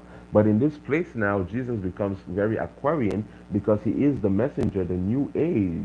He brings a new age. He brings a new message. Aquarius, healing, that's a star card, destiny. And if you pay attention in the Bible, the in the original Bible, it wasn't they didn't say the three wise men. They didn't say the three kings. They said in the original Bible was the Magi. The Magi followed the northern star. So that's astrology, right there, divination. That's why when people talk about, the Bible doesn't talk about magic, the Bible doesn't like magic, witchcraft, blah, blah, blah, I laugh at them. I say, ha ha, look at you, idiot. Master your fears. Master it. My people die, or my people perish for the lack of knowledge. Knowledge, motherfuckers, learn something. A Virgo is talking. So, let me get back in space and time and deliver this message in peace. Hallelujah. Okay. So let's see. So that's Aquarian energy, and I see how that Aquarian energy plays into my sixth house in Virgo and my service, and I'm going to discuss that deeper when I get now as pertaining to my biggest fears. But I knew that I also wanted to discover myself. Now this is my North Node in. I'm going to be talking here about my North Node as well as my South Node in Taurus, my North Node in Scorpio, and my South Node in Taurus, and that prostitution, how I gained because I was a prostitute in my past life, a devotional prostitute, a sacred prostitute, and how because I have devoted myself and I was an entity, because you see, the thing about the Devadasi, the thing about sacred prostitution was, and is, because I'd read an article from a reputable website, and they talk so harshly about the Devadasi, and I remember getting so upset. This was some years ago. I got so upset about it, and I always felt like the Devadasi should be respected. Prostitution should be respected. There's power in prostitution. And there's a TV show, for those of you that are at home right now, you're looking for a TV show, there's a TV show called American Gods, and there's a goddess there, Bilqis. She's Queen of Sheba from King Solomon in the Bible. She's Queen of Sheba. She's the one that came and she changed Solomon's world. Solomon was a wise man. When she came there, that also goes into that Venus energy, and how Venus has that ability to capture a man and to lock him down and to destroy a man. So she goes there to Solomon. Solomon is married to several women. They said Solomon had hundreds of wives. And that's that Venus energy again, because Solomon you have to understand, he didn't marry this woman necessarily because he loved this woman. He married this woman because he was making deals. He came as a king and he wanted to govern the world. And he was, this is in the Middle East at this point, and Samaria, and he's trying to govern the world. So he is now making deals with the kings and the chiefs around that area of the smaller communities. He's marrying their daughters, having contracts, Venus, Libra, contracts, marriages, and also in Taurus, institutions, traditionalism, devotion, adoration, Venus energy, worship, authority, bowing down to authority. The men were giving their daughters as submission. He was marrying these women, and he was taking them as wives. It wasn't necessarily that he was in love with them. But now here comes now this Queen of Sheba, this free woman, this queen of her, she was Ethiopian, it is believed either Ethiopian or Nigerian. I'm still trying to decode which one she was, but she was either Ethiopian or Nigerian. And she comes now to visit, and yes, you can research why Queen of Sheba might have come from Nigeria. There's even a wall in Nigeria that's dedicated to her, and there's certain worship areas in Nigeria that's dedicated to her. See, I'm from Cameroon. We are from my area, from where I am from. You can actually walk into Nigeria. So we are very connected to Nigeria in that way, and so I'm familiar with a lot of. And like I've shared with you guys before, when I was growing up, my next door neighbors were Nigerian, and in Africa, it takes a community to raise a child. So the community was there, and again, women were always an influence in my life. So my next door neighbors, their daughters would babysit me. I went there; they were Nigerian. I would go there, eat their food, learn about their culture, learn their stories. Would have nights outside, and actually, that's somewhat akin to what I'm doing right now, where I'm having this, in Africa, you know how they talk about in Africa, they would have nights where, and this is that Venus energy again showing itself out to me, even through my magic, where the soothsayer, because that's what I am in this moment, the soothsayer would sit, under the full moon and talk to the children and tell the children stories on what we call now patakis or roads, and he will be educating the children of their history, their lineage, through talking about the stories and teaching them lessons about life. That's what I'm doing right now, in my own way, but in my own scorpion way. So, because of that North Node in Scorpio, and also even in my own Jupiter way, because of that North Node in Jupiter in my Western chart, because it's in Sagittarius. So, um, whenever I leave that feminine comfort, I put myself in isolation. Now let's go now to my father. My father is a Scorpio. My father came and took me. I was living in this big house. I was there by myself, and I've shared with these guys before. I would have to face my fears. A needle drops, you have to face it. So I would always have to. And my life, I've shared with you guys before. Again, right from the get-go, death has been coming after me. Death has been coming after me. And right from the get-go, when my mom, she had to abort me. They told her she had to abort me. She didn't, but they told her she had to.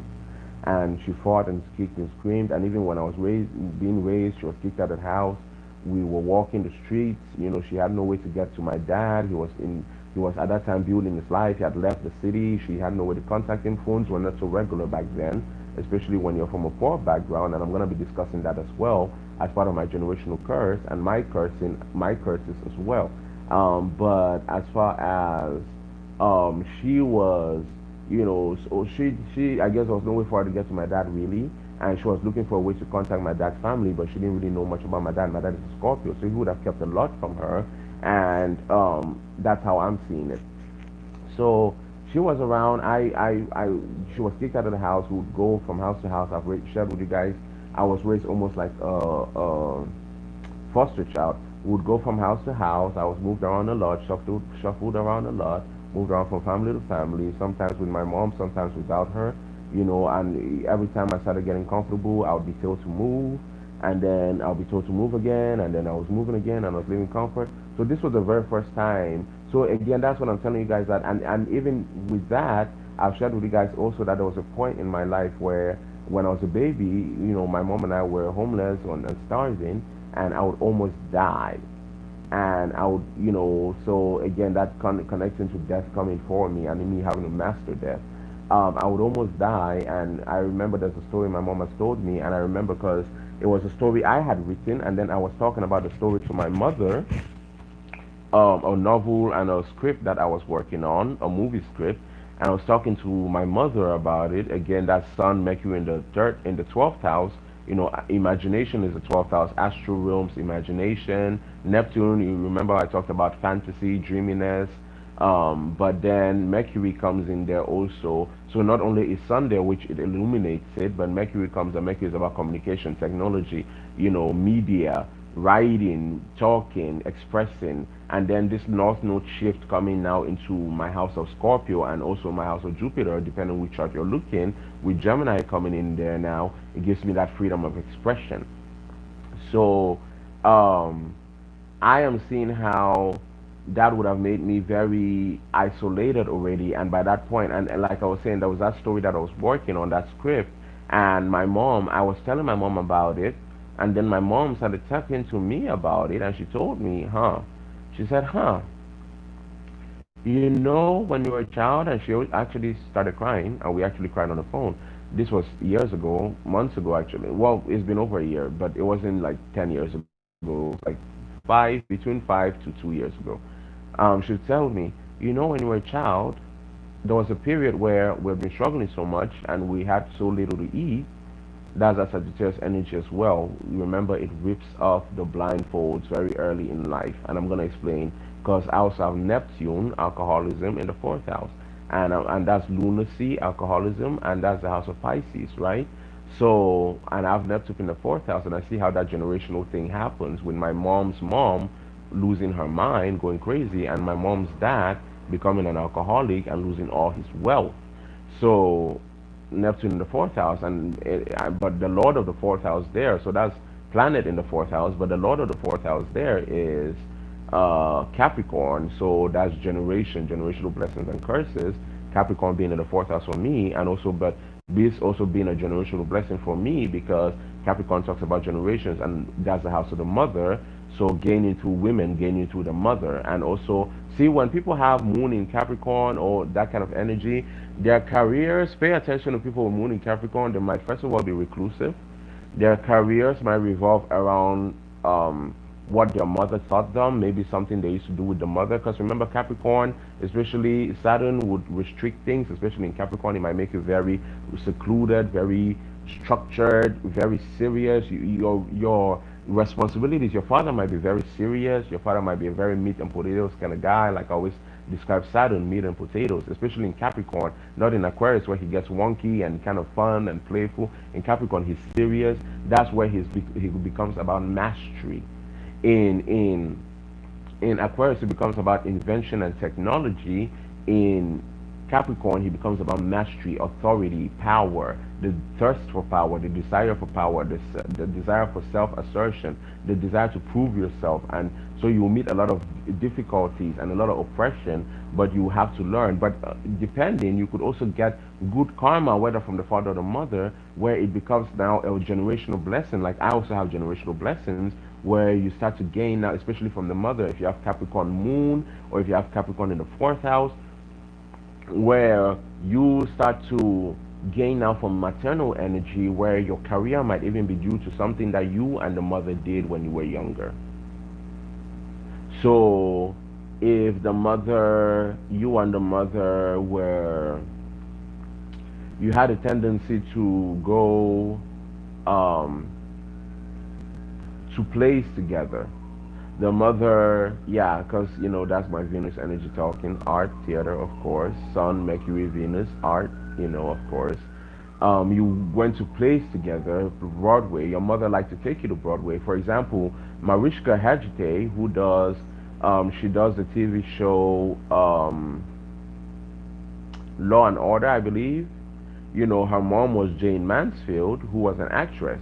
You can see how that mother's career influences her and generational curse through the mother because Jane Mansfield ended up being a Luciferian, a devil worshiper to some degree. Well, she wasn't a devil worshiper, but she practiced it. You know, for a period, she did get herself involved in it, and those are the people. And there's some kind of somewhat of a tie. Some people are stipulating that she also went into practicing early forms of Scientology. But Jane Mansfield, Jane Mansfield, through being an actress, she was exposed. She was the Kardashians before the Kardashians. There comes that Aquarius energy again. She was a generations. She was the Kardashians before the Kardashians. You know, because she would do things like Marilyn Monroe. She was Marilyn Monroe's biggest competition at the time. She would do things like going to pools. She was a Kardashians in the way that she was getting paid $50,000. This is back in the 60s, mind you guys, 1960s, 1970s, I believe. She was getting in 1950s maybe even, but I think 1970s around then she was getting paid $50,000. So that was big money.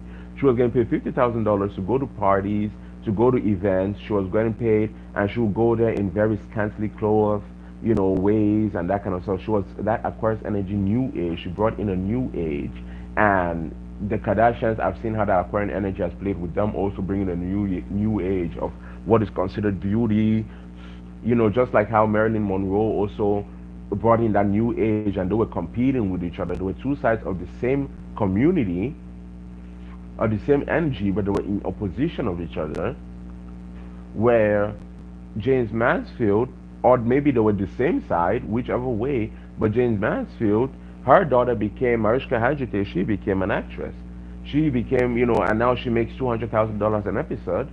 But she also inherited lupus. She has lupus, and her mother, James Mansfield, ended up dying, I think, at 32 from a car accident in her convertible. Saturn, generational curses and blessings, and her um but she was able to pass down that blessing to her daughter. Her daughter also took that interest in art. So that's that Venus energy also. And I remember what I told you, Venus loves Saturn. So it's Venus, especially when Venus is very well placed, Saturn will always bless Venus. So for me, women will always be a blessing to me, even no matter how heavy my karma is. Anytime I get myself involved in feminine things, spirituality is a feminine thing, religion is a masculine thing. That's why Venus means Jupiter. It becomes a masculine thing. So I've been exposed to a lot in my life. So that's that North Node in Scorpio. Now let's talk about now my past life with my South Node. Sorry guys, again I told you guys to get ready because this might be a very long talk. It might be 6 hours. So I'm just gonna leave this here, and for those of you that care to sit here, let's do it. So with my Venus in Taurus, and that devotional and my South Node being there, my Venus in, what am I saying? My South Node in Taurus, my that's a Venus placement, and my 12th house having my Ketu, my South Node, but isolating me from it. I have seen how even in this lifetime, I have used, I have come to learn about myself through sex, and how in my past life I used sex as a trade. Because like I said, I was a sacred prostitute, I believe in India or somewhere around Southeast Asia, that Southeast area in Asia. And again, if I can find that video of the lady reading my past life, you will see it. I'll post it in the description box down below, or I'll post it in the comments, and I'll pin it so you guys can have it and you can watch it so you can have a better understanding of what I'm talking about. So with that South Node in Taurus now, I know that I was a prostitute. I know that I was a sacred prostitute. I know that I married very well. I know that sex was something I used. But I know that I wasn't just a prostitute. I was a sacred prostitute. I was devotional. I was a high priestess of a sort. Because the Devadasi, these women were married to the gods. And it's funny because this topic had come up very recently, and I'd been talking about how I know a Scorpio who had gone and married a spirit, and that was on my last Spitfire. You guys, it's out there online. You guys can go check it. I'm seeing it right here. I'm looking at it right here on the screen, so I know it's here, and I know it happened in this reality. I believe, yes, I am in the right reality. So it did happen in this reality. I talked about this already.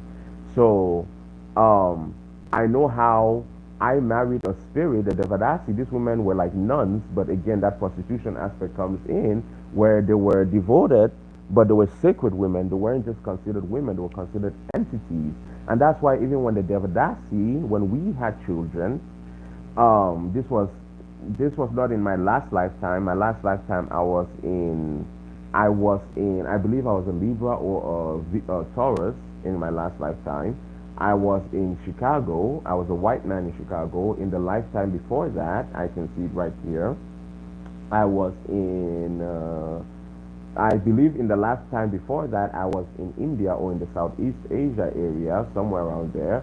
But I do believe very strongly India, and I was a Devadasi. And see, these women, they married, again, going back to that South Node in Taurus, what you've already mastered, your past life, that's your South Node. So I was married to the spirit, and I'm not entirely sure which one, but I believe it might have been a feminine energy, maybe a Yamoja or Oshun type energy, so a Lakshmi energy for sure. Because remember, I told you guys before, I have a Lakshmi stand in this lifetime. Even though I'm a man, I have a Lakshmi stand. So I have this generational blessing through women because I had devoted my whole life, and I had in that life somehow figured out whether to just a blessing or one of my ancestors in that lifetime praying that when they passed on, or maybe looking out for me, or praying that when they passed on, or using their life force as a sacrifice. Because, see, the Devadasi were usually slaves. These women, and in Korea, they call them the Giseng, Gis. I'm seeing it on the screen, so let me spell it for you guys. Gisaeng, the Giseng. And these women were again, or it's spelled, you can replace the G with a K, so Kiseng instead of Giseng. But the Giseng or the Kiseng were women that were slaves, they were owned by the government. But again, that's that Hierophant energy, devotion, ownership, bowing down to authority. Slavery also to some degree, because prostitution to some degree can also become slavery. And in my past life, so I would have been born perhaps a slave, or I would have been born and sold into slavery, or I would have been born and inherited through my mother. So my mother might have been, and so that would have been maybe in the case that I got generational blessing. My mother might have been a prostitute herself in India. She would have been not really a prostitute. I think a courtesan, and the word is the Vadasi that I'm looking for. And even if you look at Indian movies now, you still see them. When you watch Bollywood movies, you see them when they have breaks. You see them dancing the Vadasi. And one of the biggest actresses in India, her name is Rekha, and I love her. And her movie that she made her very famous is called Umrao Jang, Umrao Umrao Jang. I believe it's spelled Jaan. So, and I think maybe it has a G at the end, but it's Jaan, Umrao Jan. The film is available on YouTube, and it actually talks about the Devadasi. And it's funny, again, tying back to India, how my life in this lifetime connects to India. That's something I've discussed with you guys before, and I might be touching on it if I don't forget as I'm going with this story. So, in India, when I was in India, and I was a Devadasi, and it's funny how that connects again in this lifetime. And I love Rekha, and she is a Devadasi. She has a Devadasi spirit, but she's a modern day Devadasi. So instead of becoming, because remember back then, those sacred prostitutes were the entertainers. Remember, like I talked about the Kisang, these women were not just women that were selling sex. This was not about sex. This is where, again, this is where Jupiter is a king. This is the law. This is authority. This is law. And this is where the king of the gods. And this is where Venus, the princess, meets the king. So this is where this is where the empress energy really gets very exalted. So the Devadasi energy and Rekha, the Indian actress, she has Devadasi energy as well, even though she doesn't know it, or she might not have realized it. Very secluded, very hermit, and I also see how that plays out in her life. For example, she got married, and her mom is married. Her mom was never married to her father, like my mother was never married to my father. Okay. And then, but her father was a very wealthy man. He was a very famous actor. Her mother was an actress. But then she started suffering so much that when the girl got to 13, Rekha, the actress, this is a real life woman in this reality. You guys can go Google her and find out more about her. Her name is spelled Rekha. Rekha. She's an Indian actress, a legend, an icon. Go learn about her. And go watch her documentary, her talk with, I don't remember if I find the video after I'm done with this, if I find the video, I'm gonna link it in the comment section or in the description box, so you guys can go watch it and learn about Rekha. So Rekha, she married her father was not married to her mother, like my father was not married to my mother. Her mother was a career woman. She worked. She supported the whole family. She was an actress herself. Her father was a movie star, a major, major movie star at that time, just like how I came with that Lakshmi stand, and that Devadasi energy is influencing me in this lifetime, where I have my father, I come from royalty, and I come with wealth already inherited. She comes from the bloodline of extreme wealth, but in her case, there would have been a great loss because Maybe she has Jupiter in the 12th house or something of the house of loss, because that again, that's that Neptunian energy might really kind of rip that Neptunian energy will really rip the blindfolds of your eyes. Or she might have Aries or Mars in the 12th house, or maybe Sun in the 12th house, or Mercury in the 12th house. Again, all those placements, I see Devadasi energy there. Saturn in the 12th house as well. But well, that's not exactly why I see the Devadasi energy, but I see how those could, especially Venus in the 12th house or certain placements, I see how that could create that loss of wealth. But because she has gained from it, I don't see it as something that was a loss. So even if she had Saturn there, it will be in Aquarius, I feel. And if it's in Capricorn, then it's in generational blessing either way. So if it's Saturn there, then she has generational blessing either way. I can look at her and tell that in this lifetime. And so I can see her. But so her father was never married to my mother. My father was never married to my mother. That's prostitution, that isolation, because again, with the Devadasi were married to the spirits, which meant that they could never. And again, it's funny because this conversation, and even my friend had brought up this conversation, and we discussed it before. But this conversation had come up about how, what happens if you marry a spirit in one of my Spitfires, and we discussed it deeply, or at least on the surface level, and I'm going deep with it now.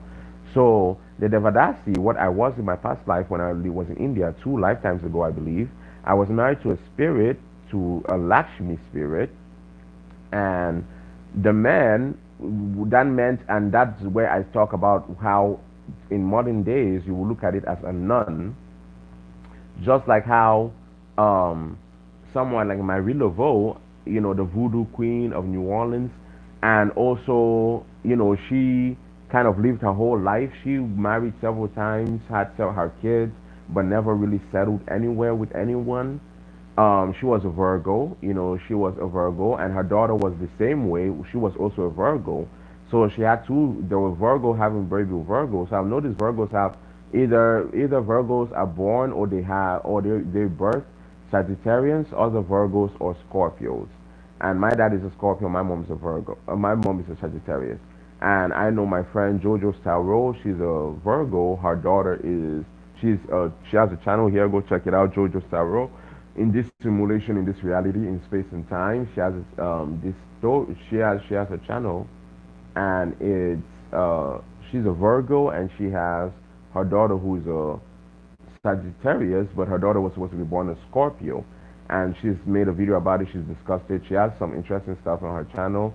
Go check it out, guys. Maybe if I can find it, I'll link it down. You guys can look at it, and I actually get very involved in it. And you guys, it actually also ties into how I fought death and I won, because there was a situation around, and I can discuss it because she has discussed it herself. There was a situation around death and her almost losing her child. She's discussed it on her channel, and that's why I say if I can find the video, I'll let you guys know. And there was a situation around death and maybe her losing her child, or even losing her life, and her contacting me stepping in, and then fighting death and winning, and now the baby's alive, beautiful daughter. Her daughter's name is Samuela. She posts it and she talks about it, so I can share that. She posts it herself, and she's out there with it. She posts her daughter all the time on her Instagram, on her Facebook, so I can discuss it. On her YouTube, she's posted, so I can discuss it. Her daughter's name is Samuela, beautiful girl, healthy. So I fought that and I won. What you're looking at, bitches? Ha! So that Lakshmi stand and that devotion to that God and that sacrifice, and even in India you have these moments, and also there's this idea where that Venus energy also takes this turn, where another movie and another celebrity, because I'm gonna get back to Rika, but if you guys are familiar, there's this movie. Oh my God, what is that movie called? Uh, it's this actress. What's her name? What's her name? Okay, so I'm gonna give you guys a rundown. I have a friend, Rashmi. She's Indian. She might be able to tell you guys.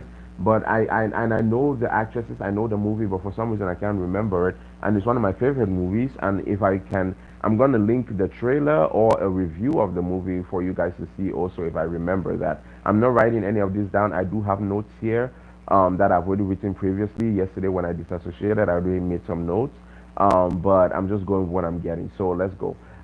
So there's another movie there where that Venus energy, that Devadasi energy also shows up, where in India, and that Taurus energy, that Venus energy shows up, where in India, the feminine energy, and where feminine meets law, where Jupiter steps in, where it becomes Taurus, and also maybe even where it becomes contracts and marriages. But this is where it sits more heavily, where Venus meets Libra. This is where Venus meets Libra. And I think this is why I love the movie, because I know that in my past life, I had that dedication to a God. I had that dedication. I had that life purpose.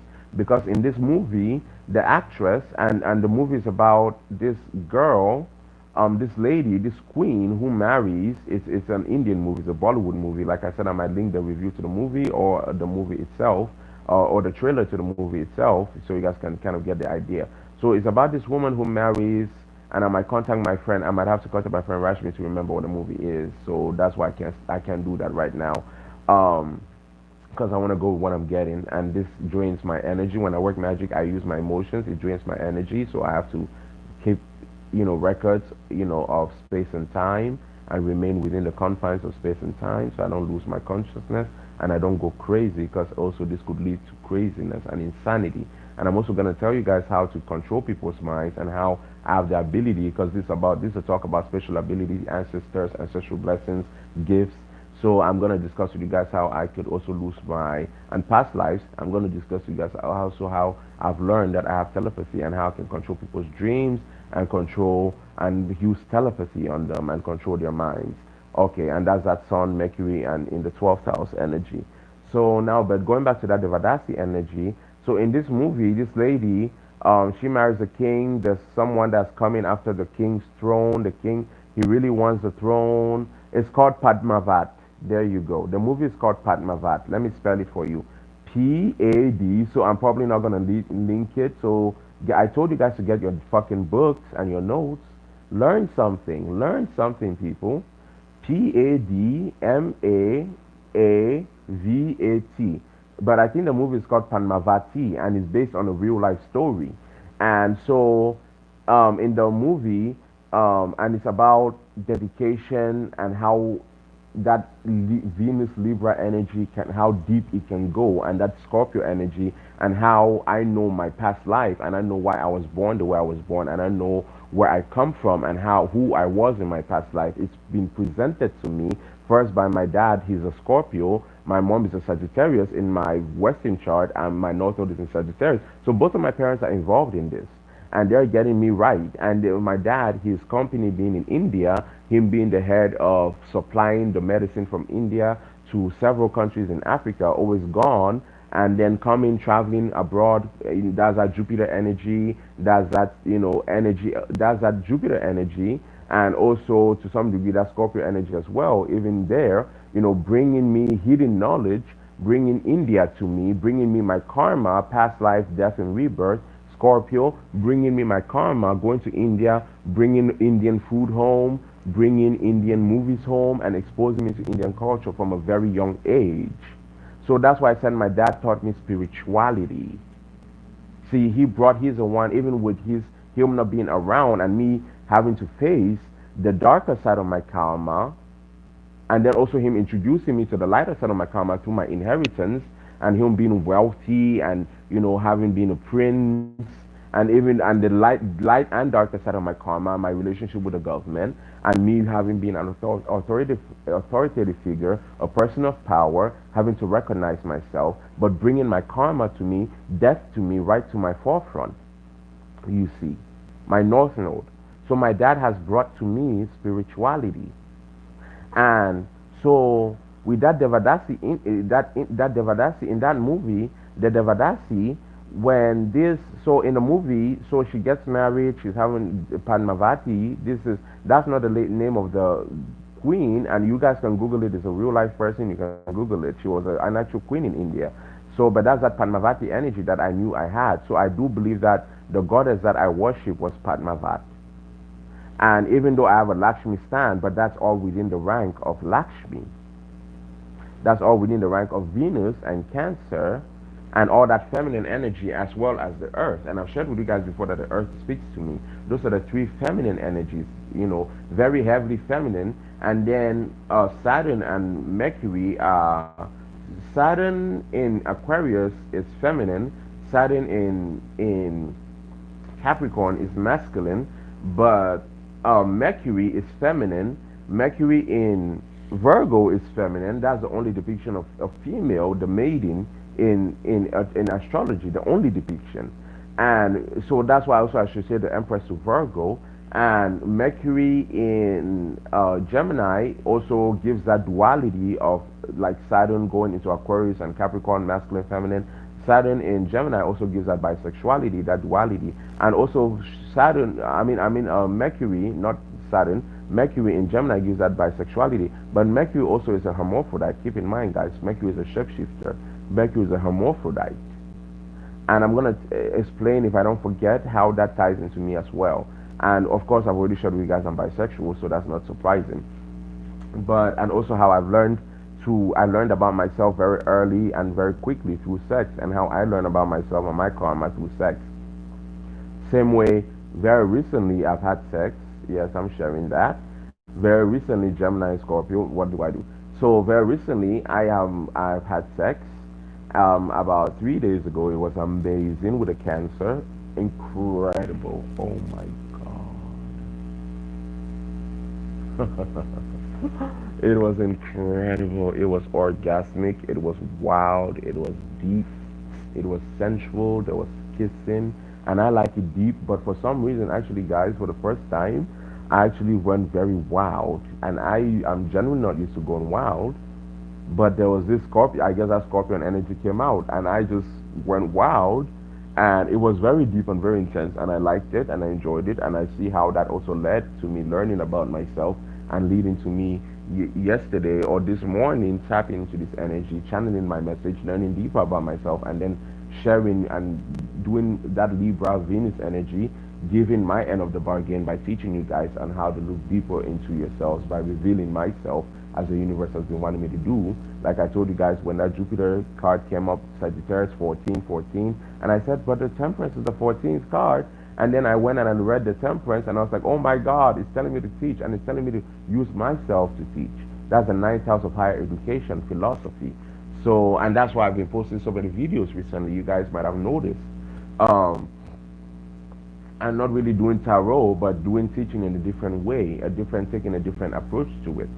So, with that Devadasi energy, she marries a king, and she's doing good. She is dedicated to Padmavat. Her husband actually calls her Padmavat, and even to today, she's recognized as Padmavat because when her husband married her, he renamed her as Padmavat, and till today, she's renamed as Padmavat and recognized and celebrated in India, and she's considered to have been a manifestation of the goddess Padmavat in physical. And her husband actually almost had like a cult for her, and that goes into that Venus energy, that Scorpion energy, also to some degree of locking down the man, also going into Bilqis from American Gods. I talked about that earlier. You see how I already completely forgot about that? I don't even know how I ended up here, guys. But Bilqis also being able to do that to Solomon and even get him away from God, teach him her art. And then, if you guys remember in the Bible, how did Solomon die? Some, depending on what kind of Bible, according to the Ethiopian Bible, because a lot of people think that Christianity came in with the white people. It didn't. The oldest Bible, one of the oldest, if not the oldest Bible in the world, is actually Ethiopian. Excuse you. And so, and they have their own philosophy of if Bilqis had been Ethiopian, and so, and they believe that she is, and their actual royal bloodline is based on the belief that they have a bloodline of Solomon, who is connected and was favored by God, and God said, and that's a Jupiter energy, astral realms, astral projection, wisdom. He was considered the wisest man ever born on earth. And when Bilqis, Venus went there, again, that's that authority, that's that Taurus energy and Libra. Bilqis went there, why? Venus went there, why? To question him. She went there to find out, is he who he says he is? Is he wise? She went to the authority, that devotion. She took, so she left Ethiopia according to both belief systems, whether African, Christian, or whatever belief system. That's that Libra, Venus in her own house being comforted, contracts, Libra in the second house, royalty, but she went now to the authority, so she went to wisdom as well. That's why I've been saying Venus is a princess, uh, Jupiter is a king. Venus, the king, Venus loves luxury, beauty. She inherits that royalty, but she also gains still from the king. And Jupiter is drunk Santa, so he's always giving the princess. And Saturn loves Venus, so he's always giving her too. So Venus, in her own placements or in her own house or in certain houses, especially feminine houses, she gives you a very comfortable energy. So with that Lakshmi stand, and let me go back to the story that I was saying.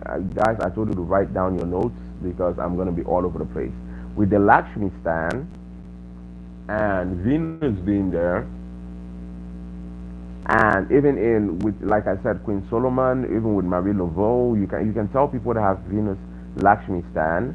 You can tell also if it's dilapidated to some degree, because like with Marie Laveau, she never married, and I think, or maybe even when it's exalted, with Marie Laveau, no, not that she never married, she didn't marry, she married, several times though, and she went through her difficulties with fertility. She had a lot of children, she lost a lot of children, but she was an empress, she was a queen of voodoo in her community. That hierophant energy of authority. Still, she was a queen, even though she wasn't born a queen, she ended up still being a queen. So I know that she and I, we have a very similar, and she was a life path 7 just like me. I'm a life path 7.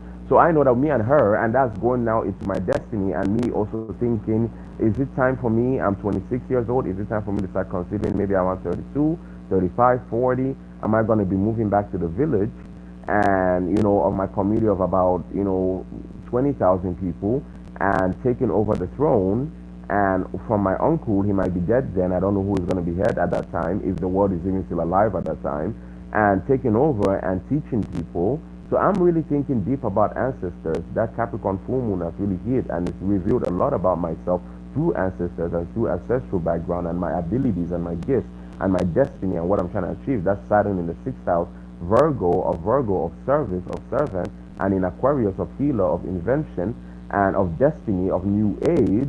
And it also Saturn being in reverse and also bringing gains. The 11th house is about the community. It's about the blessings of the community. It's a feminine energy. It's where Saturn goes feminine, and blessings of, especially through feminine energy. And like I said, with people who have Capricorn in moon, or they might have a blessing where, and it might be a situation where they might also have a situation where their career might have, like I've mentioned before, would have a lot to do with the mother, maybe something that, like I gave with Mariska Hegite and her daughter, and her mother, with James Mansfield, where the daughter might have that Lakshmi stand, but in her case, very dilapidated, where it curses her, and the mother dies, and the mother gets involved in Lakshmi things, devotion, in spirituality, creating and bringing in a new age, but to her own detriment. And I also see that in myself, but with me it's 1 year removed, one generation removed, because it's with my grandmother, not with my mother.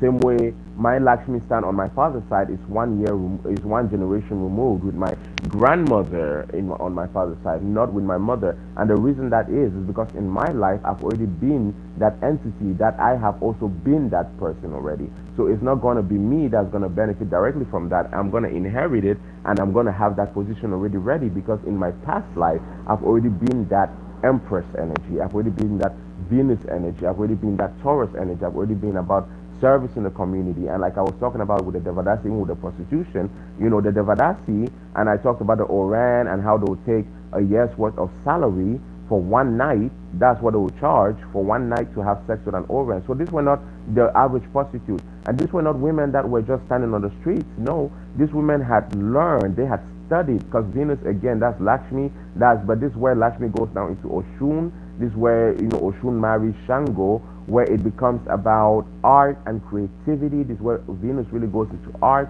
especially in that Aquarius energy. Venus goes into art and creativity, invention, writing, and that's where Saraswati comes in.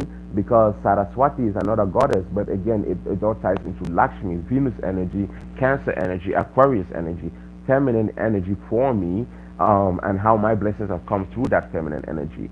So, and my ancestors and my special abilities have come through that feminine energy. So, with that Saraswati energy now that I have, that would, because that's where Venus goes into Aquarius, where it becomes about art and invention, writing, philosophy, dance, music. So the Devadasi were not women that were, they brought in a new age and they had power because again, Saturn dominates. They had power in community, they were respected, they were married to spirits, so you couldn't talk to them. Kings couldn't claim their children. That's another thing people don't realize about the Devadasi. When the Devadasi had children, you couldn't claim their children. And I've noticed that even in my lifetime, I've even shared with you guys that I don't even if I want to get married, I want to have children, what I want to do, honestly, and this is like Aquarius energy again, and again in Virgo, the house of medicine, healing, the servant. Mercury is medicine, communication, alchemy, that kind of stuff as well. So that's knowledge. And Jupiter, Sagittarius is wisdom, and Saturn also has, and Saturn is mastery. So and Mars is feminine, in its masculine is authority, and in its feminine is depth, is power in secret, is secret knowledge, is power in depth. That's where it goes into Scorpio. So, and Venus is the princess in her younger age, and she's the queen, the empress in her older age. She understands how to get, because, and also in Western, in Vedic, Venus is the goddess of the demons. And what that means is that the demons, the people, the entities that are, they keep you grounded to this earth. Because what is everybody trying to do? Live a comfortable life. And that's why Saturn loves Venus as well. They get along very well because Saturn is about restriction, authority, and your peripherals, keeping you cloaked, and your karma, and you releasing it. But with Venus there, Venus is also about you mastering the earth realm, you mastering how to do relationships, how to mediate, how to bring situations up, how to get power. And that's why she likes Saturn, because Saturn would teach her how to have power, and she's a princess, and her father would teach her how to have power. Jupiter would teach her how to have power, so she would know. And again, that's where the Devarasi, you see. So even in that movie that I was telling you guys about with the queen in this position now, she sits in a seat where, okay, so her community is doing very well, her husband is gaining a lot, she has a very powerful place, she's a queen, she has an heir, she has given birth to the heir. But then there's this enemy that comes around, this masculine energy, this scorpion energy, to take her throne. And this is in the movie, and again, the movie is called Padmavat. And this man, and this Aries, god of war, through war, and it comes through war. And I know that I was dedicated to that Lakshmi energy because I know that movie resonated with me. And I also know, and as of today, like I said, I'm watching my life like I'm looking at it through a movie screen, and I'm seeing everything. Like there's several movie screens here, and I'm seeing everything, and I'm understanding everything about how my life has pieced up and how, pieced, together, puzzled together, and I've gotten to this place right now in this moment in space and time. So, when that man comes now to war, her being so dedicated to her husband goes out, he fights, the man kills her husband. Sorry, spoiler alert, he kills her husband. But now here's where the movie, the last ending, the ending scenes of this movie is where it gets really deep, where it gets really scorpion, but more than anything, it gets very Taurian. That you see that full devotion, that Venus energy, when Venus gets into that Piscean energy and it exalts itself in a way that it's so extreme and it creates a great loss, and when it gets very dilapidated, and or when it gets very exalted, but when it gets very extreme, when Venus gets very extreme, because Venus is that servant, that not really servant, but that devotion, that desire, that Venus is your desires, your wants, your desires, your dreams, your desire for luxury, of comfort. Venus is I want. Daddy, give it to me. Daddy, give it to me. So in that energy now, Venus goes now into that maybe Aquarian energy because with Saturn there, and also even maybe Scorpion energy with Mars there with battle coming. And when that masculine energy now comes to dominate the feminine energy, and the reason those people are coming is because this woman, again, she's gotten famous for being a goddess reincarnated, and this is in India. And this warlord wants to dominate because he wants to take control of this woman, this goddess that has come into manifestation, and he knows that this man in this peaceful kingdom has this goddess, and he's coming now to take control of her, and he wants to enslave her. So let me light my cigarette. So this Scorpion energy, man, and this Arian energy, man, whichever way, but this Mars energy, it comes now with its battle and it fights. They try to put up a good fight, but these are peaceful people. They're a small community, but they're fertile. And then with the blessing of this goddess that has manifested in human form in front of them, they are this Aquarian energy, Venus in Aquarius, Venus in Cancer and Aquarian energy that has manifested in front of them, this Libra in Taurus energy that has manifested in front of them, this entity that has come into the reality of the world, which is what I am, because I am that I am. So you have to recognize that, which is why I can teach you, because I am what I am and I am that I am. Anyways, let's keep going. So when this man, this king from this other kingdom, he comes into this energy and he wants to dominate it. And so his purpose for coming to war is to capture this woman.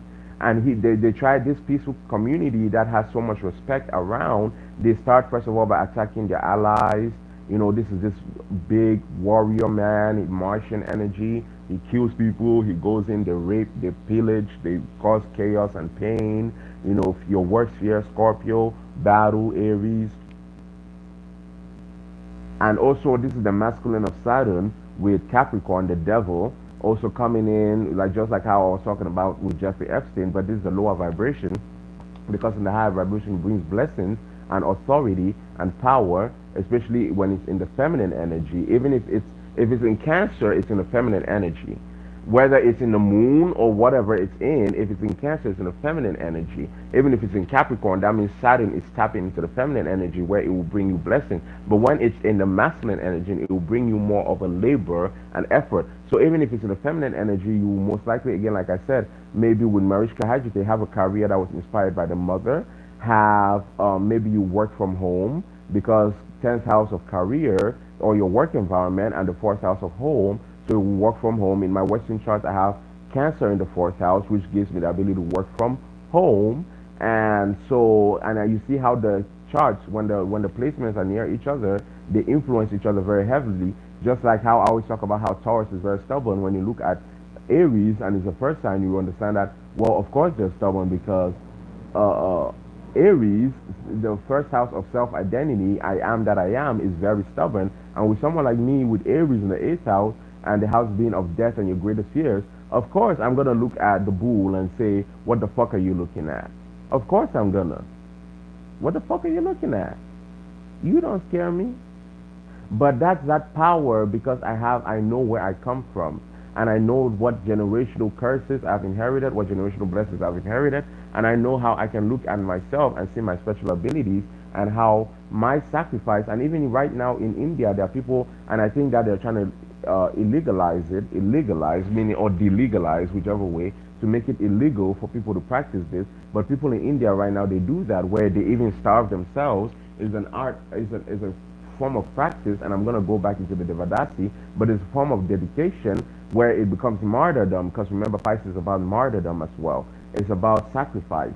So that's a house of loss, where people will starve themselves to death, which is almost what Oya almost made me do when that again, that energy, that Scorpion energy also of death. So Pisces and Scorpio, those are the two houses of death, and also sometimes the 6th house is the house of death as well in your chart. So you can understand also your karma through those houses very strongly, but very strongly the 8th and the 6th house. I mean the 8th and the 12th house. The 6th house will be more of, you understand your past life karma, but the 6th house will be more of your generations. If you want to know more about your generations, you will know through your 6th house, like your ancestral line. You will know through your 6th house, your 1st house, and your 2nd house maybe also, and also your 6th house, but heavily, the house I want to focus on are your 6th house. I want you to focus on your 6th house and your 12th house. You will learn a lot about your generational and ancestral karma through those houses. And you will also learn a lot about your own personal karma through your eighth house, your death and rebirth, and your 12th house, and you learn a lot about your own personal karma. So, but in this movie, and also going back into India, where I talked about how people will starve themselves to death in that devotion, that Jupiter energy, because Jupiter is about devotion, is about wisdom, even if it doesn't make sense. So that Jupiter energy goes now into a heightened sense where it dedicates itself incredibly to this ideology, but it removes itself from consciousness. It rejects what everybody else believes, and it sets itself, because Jupiter is very stubborn. So, and Jupiter believes that what I say is right, and Jupiter is wisdom, so it is right, but Jupiter just doesn't understand that sometimes she doesn't understand how to ground it unless she has a good placement, especially in Capricorn, in Earth energies, Taurus, Capricorn, maybe not so much in Virgo, but Jupiter, but yes, in Virgo as well, because I'll give you a Legua energy like I have. But you have to really work hard at knowing yourself, if, because like when you have it, Jupiter and Virgo placement, then you might also have Jupiter and Virgo again in your chart, like I have, or you might have Saturn and Virgo in your chart, like I have Saturn in Aquarius in the sixth house. So that's sixth house of Virgo. So but that's where Jupiter now. So you see how that stubbornness starts with Pisces. Well, it starts with Aquarius. It goes into Pisces, the 11th house. That's Saturn. It goes now into Aries. Those are the stubborn houses of self-identity, and those are the houses also of the self. Those are the houses of the most intimate self. Those are the houses of how you're born. Those are the houses, and the more you go into the middle of your chart, that at that point you're talking about how you interact with other people. Your seventh house, that's how your marriage from the sixth house, especially the three houses after the sixth house or four houses after the sixth house. You're discussing how you interact with, first of all, your environment, your marriage. You go first of all. The sixth house says, ask not what your country can do for you, but what you can do for your country. That's the sixth house, service, Virgo. So you start now, and same way like I talked about even yesterday, most tower readers on YouTube are Virgos, or they have very heavy Virgo placement. They'll either have very heavy Jupiter, Saturn, or Mercury placement, and also maybe Venus placement. So Libra or Taurus placement. That will give you a devotion to spirituality and or maybe religion, depending. It could be religion if it's more in the masculine aspect, because like I said, Jupiter goes masculine in Sagittarius and it goes feminine in Pisces. So and Saturn goes masculine in a Capricorn and it goes feminine in Aquarius. And because it meets Neptune, what does it meet there? No, it just goes, I know it meets another sign there, but I can't remember what sign, so I'm just gonna leave that. It meets Uranus. In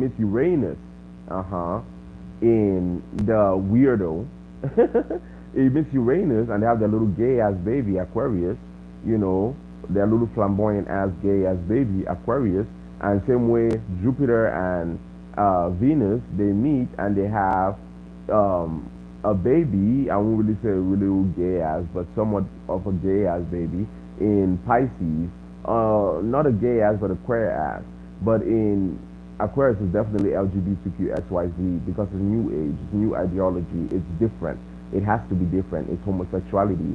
That's where a man will be homosexual, or a man will be, in that, or will be in the LGBTQ. So that's how you can also see homosexuality and, desires for other sexes in a man's chart. So you want to look again, remember I told you earlier, Venus, you want to look at the Venus placement. You want to look at also people with Venus placements will most likely marry up in life, or they would end up being prostitutes. They might find, they'll find a lot of greatness if they become prostitutes, or if they find a way of marrying up in life, they will find a lot of blessings through that, because Venus, the princess, needs a father figure to give her comfort, direction, authority, in that way. But when she gets into that Empress energy within herself, she learns about magic, she learns about herself in the deepest way possible. That's where we get, and it goes deep, and it generally through trauma. That's where we're going to Olokun and Yewa, the spirits that have come to me recently. But now, so in that movie, like I was saying, the lady runs into, when the people come, the man comes in to take over, he fights and fights to try to put up a good fight, but they are peaceful people. so they're not used to it. And he comes, he fights, he wants to take over the goddess, what is believed to be the goddess manifested as a human, and it ends up with her dying. you know.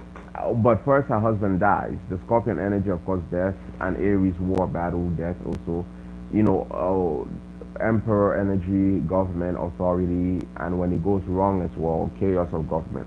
So he comes in with this big army and this community, this peaceful community where people practically worship this woman. He kills her husband, and but she's so devoted to her husband, and people know her to be so devoted to her husband and being such a beautiful hearted person. And remember, that's where also I talked about, and also I'd recently discussed with you guys a story about Oshun, and how Oshun, in one of her patakis, one of her roads, her odus, she gave up her children, her twins, the Ibei, almost kind of Gemini energy with the twins, but she gave up her children because she was such a beloved queen. This is when Oshun was married to, I believe, Shango or Ogun, but I believe it was Shango. So she was a queen. She had grown up was a princess. She got married. She had always gotten what she wanted. She had gotten the right, guidance. She had learned how to be a great ruler. So she was a beneficial queen, and she was a great queen. But then she gets to a point now. She's so loved by her people and so loved by the gods,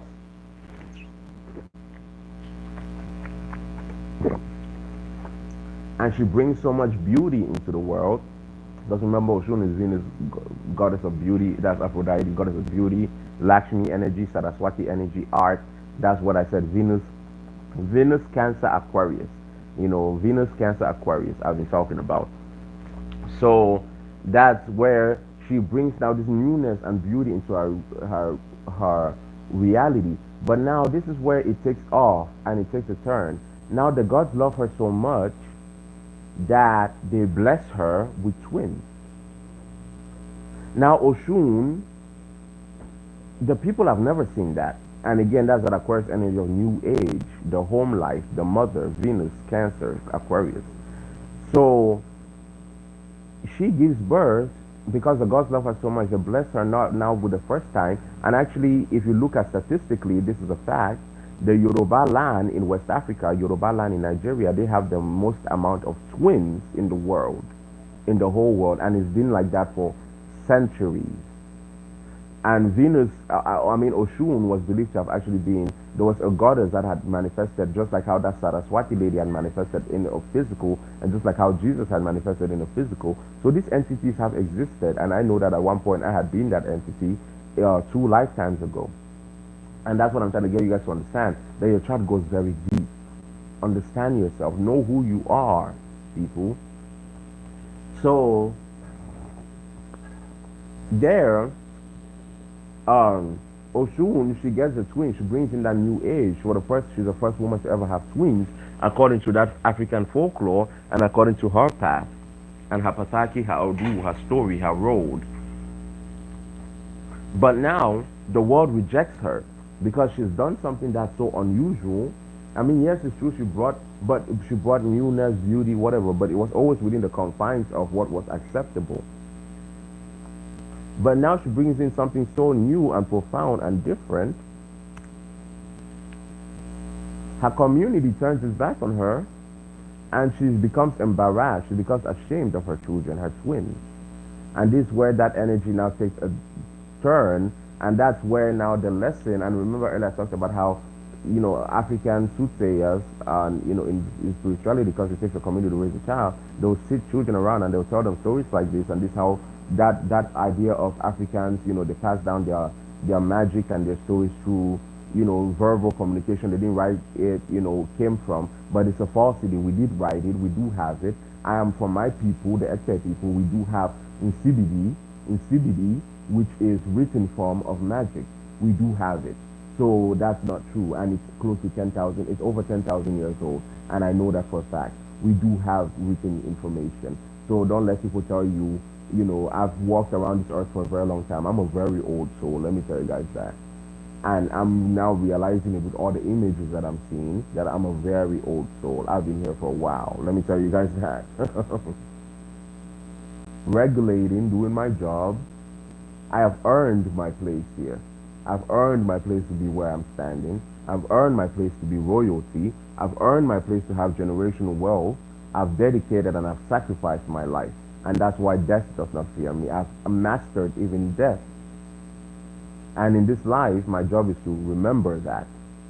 And in this life, I'm getting to that place of mastering death. Or maybe I should say, I'm getting to that place of mastering death.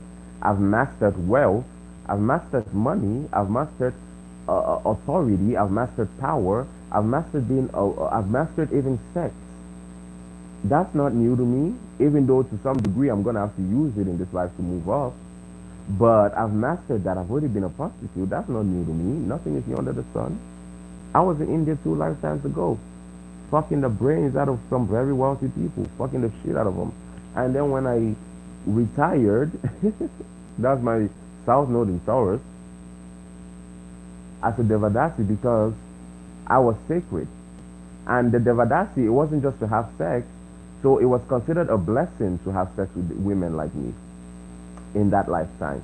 And even in today with the geishas and those kind of stuff, those high class prostitutes, the ones that can change. And that's where you have even feminine energy like supermodels coming from, beauty, cosmetics, coming from. That's that kind of energy. Those are domains where women dominate, where men, art, craft, women always have to, they always in a way dominate. And even the men there tend to be either queer or bisexual. It's funny because Will Smith and his wife, they just got outed as him, having had, which is something I've known for a while, having had a relationship. Even Beyonce got outed a while back by her backup dancer that she had had an affair with the lady, her backup drummer, sorry, not her dancer. Her backup drummer, she's a Virgo with a Scorpio moon. Scorpio is what hidden things, secret affairs. She was having an affair with her backup drummer, and the lady outed her and said that Beyonce was attacking her. And I made a video about it, and I said Beyonce wasn't attacking her. Beyonce's intention was attacking her. I don't think Beyonce had worked magic, even though I know Beyonce works magic. She's a witch. She's an actual witch, and she practices it.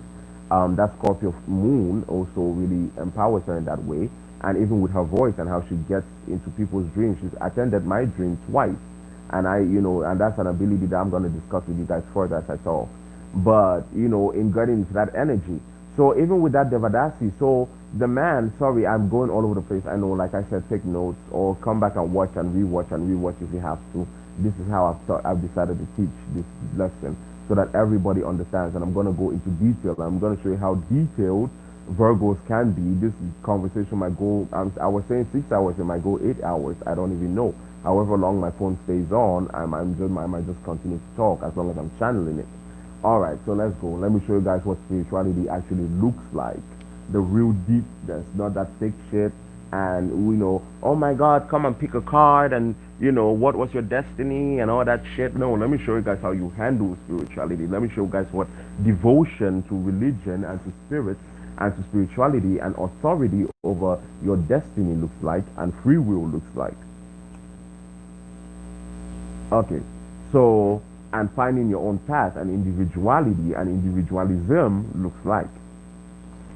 So the man came in, the authority, the Scorpion energy, the Martian energy, I should say, the god of war, Martian energy, aggressiveness. He came in and he killed her husband after a few days of him fighting, and he went into this peaceful community, slayed his way through, and the women in this community, they had gathered, and again, it was a community that was very dedicated to that feminine energy, that Padmavati energy, and that's why when that girl was born as a incarnation of that energy, or that Lakshmi energy, or that Saraswati, whatever I want to call it, but that Padmavati energy is what I'm going to call it, because the movie is called Padmavat, and her husband gave her the nickname of Padmavat, and that was to reference that he considered her to be like Padmavat, the goddess Padmavat.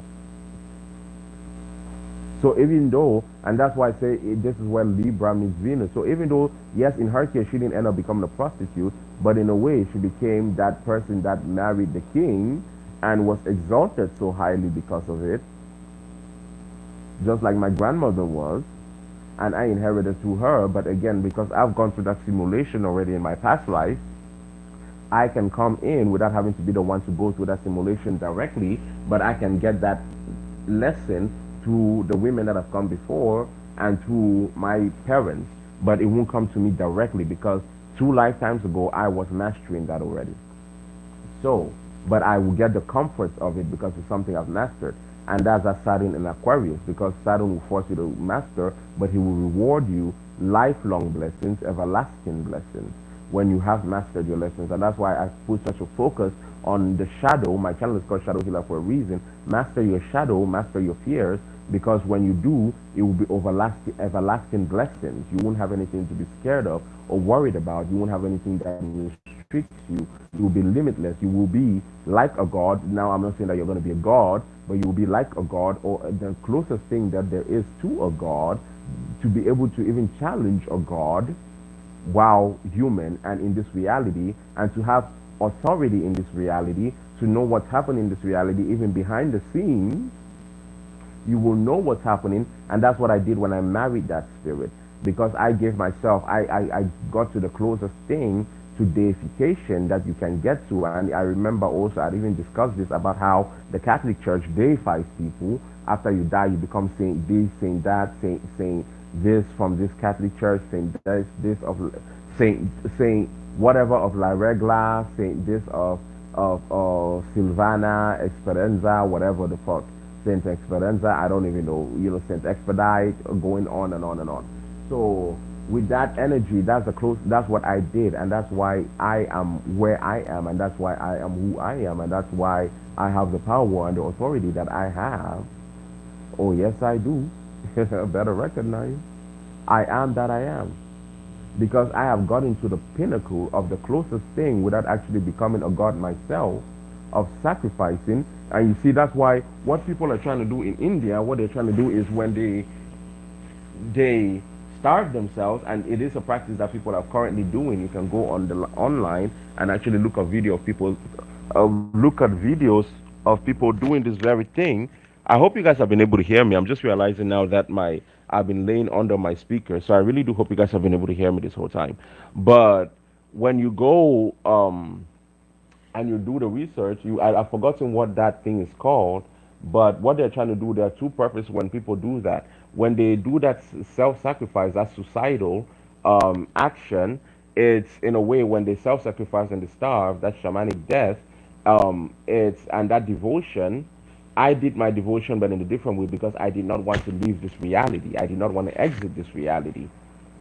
I wanted to live in this reality, but live in this reality with power and authority, because I understand that it's not all about love and light. We as humans, we have a role to play in this reality. We have a role, and we have a destiny and something that we're trying to create in this world, and trying to get the community in alignment with all, whether we know it or not, we're all working on the same side either way, but the way we go about it is going to be very different, and that's one thing we have to understand.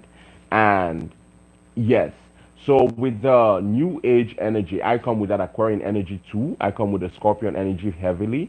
I come with the Capricorn energy heavily, with that Capricorn in the fourth house of the mother, and then me having Venus in Cancer, which is the fourth house, original lord of the fourth house, in the 11th house of Aquarius, Saturn again. So that's where Saturn, so it's almost like my Saturn, both my Saturn houses are aspecting each other very heavily. So past life blessings, curses, and authority, power, generational blessings, and abilities come with that. So in that movie, let me go. I'm gonna get to a point. I swear to you guys, but it's gonna take me a while because I'm gonna go very detailed. Like I said, see spirituality in action.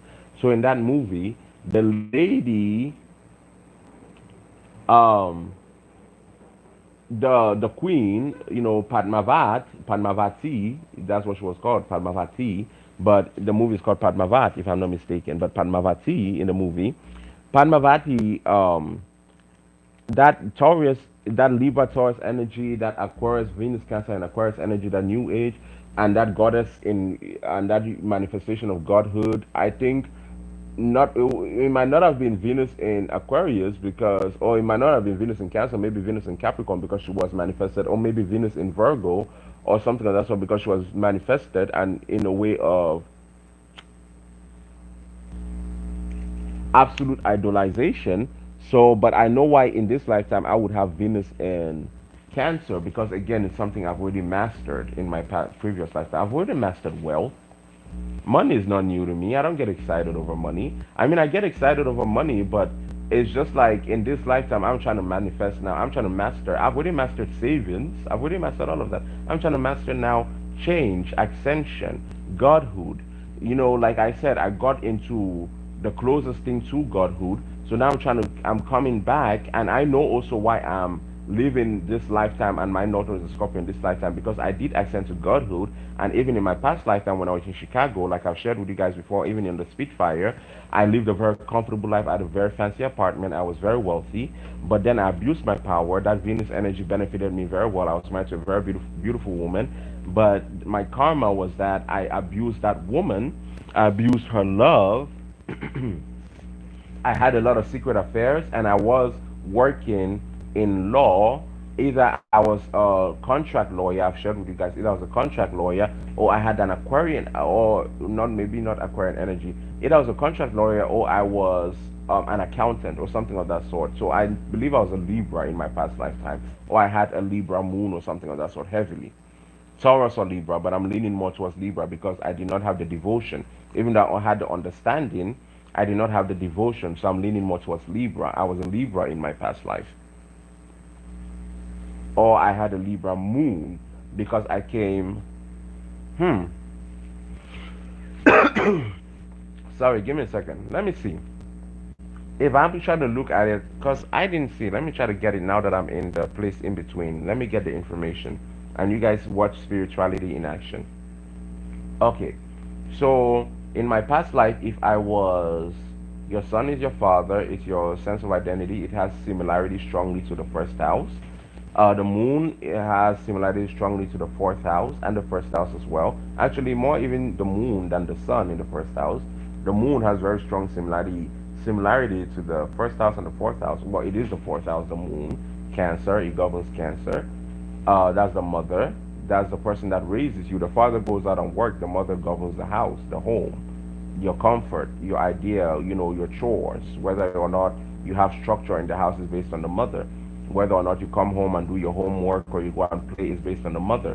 And with certain placements, especially when you come with generational power, like Capricorn, Aquarius, Venus, Jupiter, they'll give you power they'll give you ancestral power as well, and special abilities.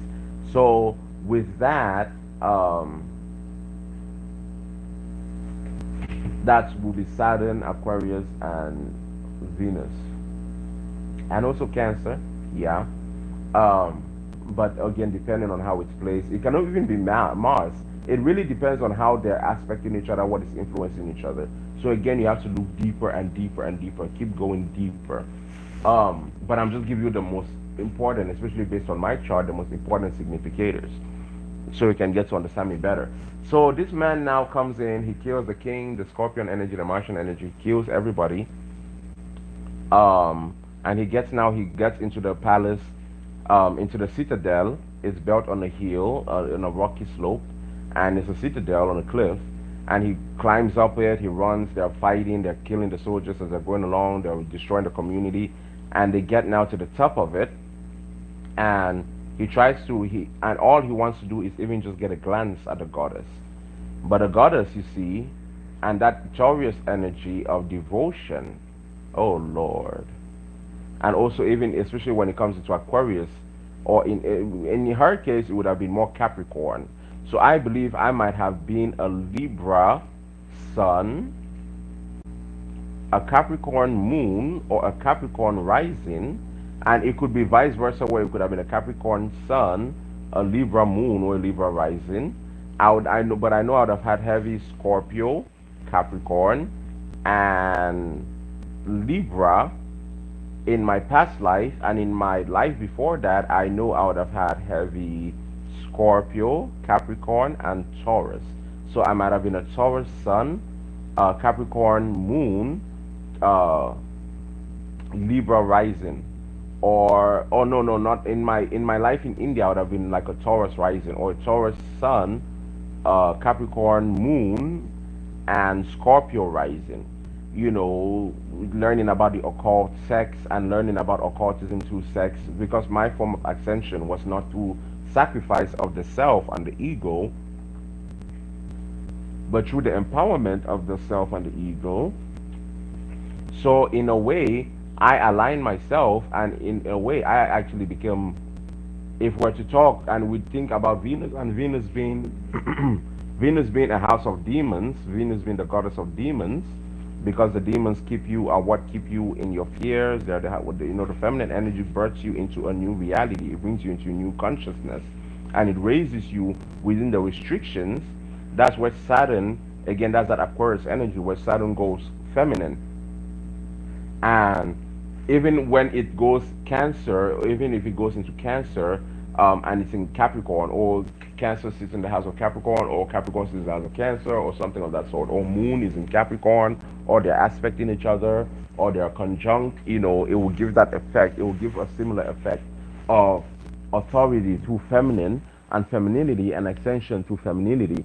But in my case, again, I did not ascend into godhood, or the closest thing to godhood, because I decided to stay on the earth, master the earth, which I did, and in my past life I did, but then I ended up mastering it so well that I ended up taking advantage of people. I became a crook in a way in my past life. In the one where I was in Chicago, I had, like I've shared with you guys, I had a lot of secret affairs. I cheated on my wife. I remember that. I remember her being angry and crying. I remember uh, I was a white man. My wife had blonde hair. My daughter had blonde hair. She was white too, both of them. And I was in Chicago. I lived in a high rise, in a very beautiful high rise in Chicago. I She and I, we would also. She was a great woman, though. She was very good to me. And I see how again, that life, I've already mastered that energy. So even with my dad, because that's what ended up happening with my dad and in his life, but I'd already mastered that energy. So again, I was removed from that. So it came with me through my dad. It impacted me, my karma still, but without me having to go through that, because I'd already gone through that trauma of disrespecting women, and how that energy can also become abusive, because I was to some degree emotionally abusive to my wife. I treated her well. I provided for the home. She had everything she needed. But the one thing she really, really wanted more than anything, I couldn't give to her, and that was my love, my undivided love and dedication, because I did not want to be caged.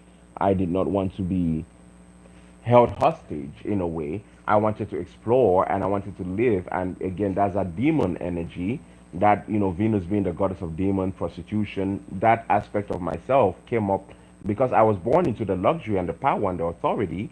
I was born into a well family. I went to a great school.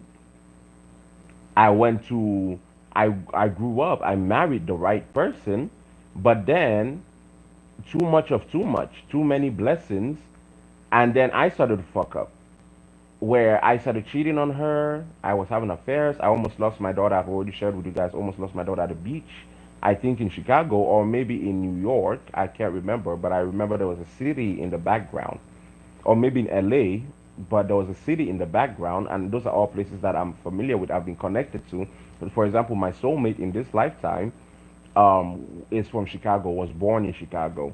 And I have gone to New York. I am from the DMV. I have close proximity to New York. I've connected very strongly to New York in my life. And I've also connected strongly. I lived in LA for 6, 7, no, what am I saying, 6, 7? No, I lived in LA for about 3, 4 years. 4 years. Yeah, I lived in LA for 4 years. So I was either, so again, you see how your past life karma follows you still, even though I was born in Africa. So I see how I abuse that power, and now I have to relearn that lesson. But again, gain that mastery, and then in my next lifetime, I'm going to be born into that luxury and have that power, and I'm going to have to remember not to abuse that power. But in that lifetime, for whatever reason, and I believe that if I had chosen to, maybe because I devoted myself so entirely in when I was in India in 2 lifetimes ago, that when I came back, I chose to go more Libran with my Venus energy of contracts and law, and getting power that way, and not so much through Taurus energy of religion and devotion, because I had devoted myself to reach authority and power anyways. but that had ended up, and again, it still benefits me because that gives me everlasting blessing. But I'm still gonna have to go through certain lessons in life, like right where I sit, and you guys may not know this, and but I've kind of hinted at you guys. Let me tell you guys something. That, and this is my Lakshmi stand for my devotion that I had done in India. Right here where I sit, to my grandmother who married the king, I have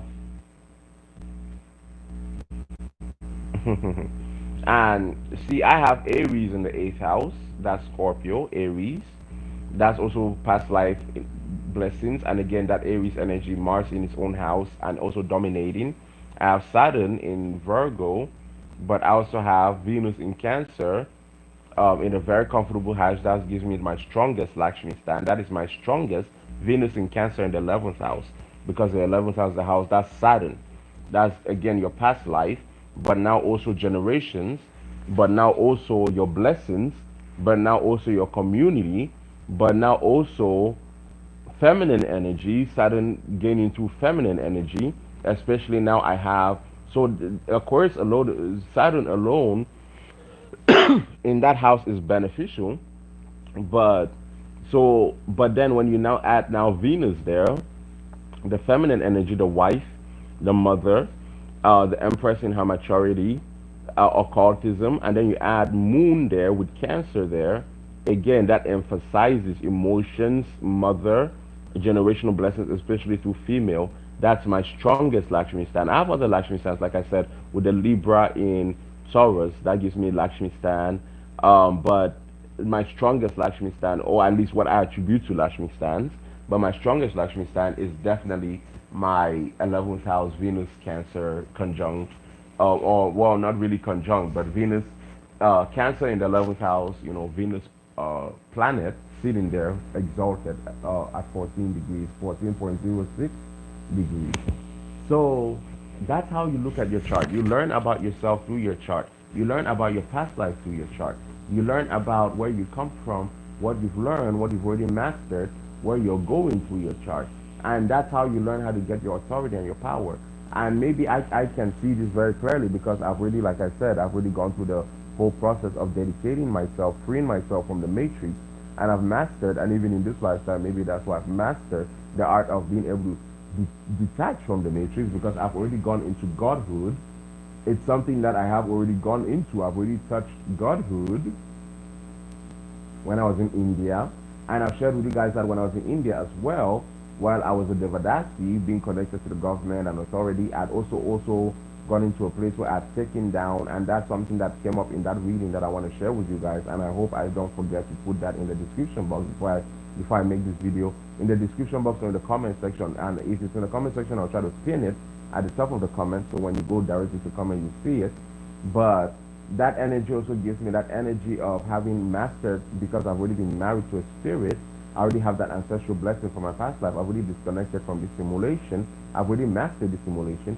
And that sun in the 12,000 Mercury, it gives me that ability. And again, as someone that has already mastered that Taurus energy of devotion, of the Hierophant, of authority and teaching, I can very easily teach you people, and I can tell you people, I can see the cracks, and I can see patterns, and I can talk about history, because again, the Devadasi, maybe, don't get it twisted, sacred prostitutes were not just selling sex. Yes, sex was important. Sex is important. And why not? Sex is the most important, one of the most animalistic, most important things to do as human beings. Sexuality is. So I did sell sex. I gave sex, but it wasn't even that I was selling sex, because I didn't do it because I was selling sex. I did it because I was devoting myself to a higher power, to religion, and that's when I lived there, and I did that for years. And then when I retired, I got married to someone, and I started my own practice of magic. And then this is when India was falling, and I think maybe the Europeans had started coming at this time. I was losing wealth. There was a lot of struggle coming in at this time. I think the East Indian Company had come in. And it's funny because I've been watching a lot of Indian, very recently actually. I discovered some Indian movies and Indian shows. Well, I've always been watching them, But a lot of those kind of movies have been coming in, and the East Indian Company, especially with the TV show. If I can find the TV show's name, I'm gonna link it, and even the trailer, I'm gonna link it. It deals with the East Indian Company, how they came and they destroyed India. And I was watching that story, and it was about a royal, a man, a white man, who had gone to India and he had worked for the East Indian Company, and he had caused a lot of destruction in India, and he regretted it, and so he had devoted his life, again, that Taurus energy, um, while he was trying to run away from his duty, from the government, from Britain. He And again, you see how my messages also come through art, and I've shared with you guys before about how I get strong vibrations when I hear music. I've shared with you guys also with Beyonce and her ability to tap into people's consciousness through her music, through her art. So music, art, Venus energy, it does come up very strong. So again, women, and even you see in my work life, in my environment, in my business, how I do it, what do? I surround myself with women. I surround myself with women. Women are the authority figure in a lot of the things that I do. Women are the ones that listen to me the most, they follow me the most, they learn their lessons from me the most. I have mastered the feminine energy, and not only mastered the feminine energy, I've mastered Godhood through the feminine energy. I've mastered sex.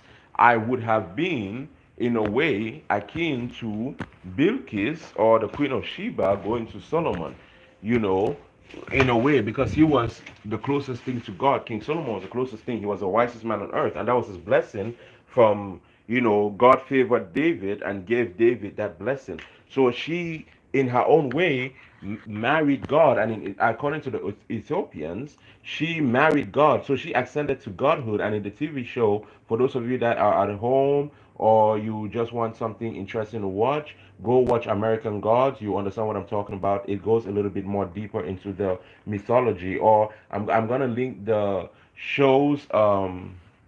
Those of you that have Netflix and that kind of stuff, Hulu. I don't know if it's on Hulu. I watch it anyways. I don't have a TV in my house, but let's just say I have a Scorpio rising. I know how to watch whatever I need to watch whenever I need to watch it,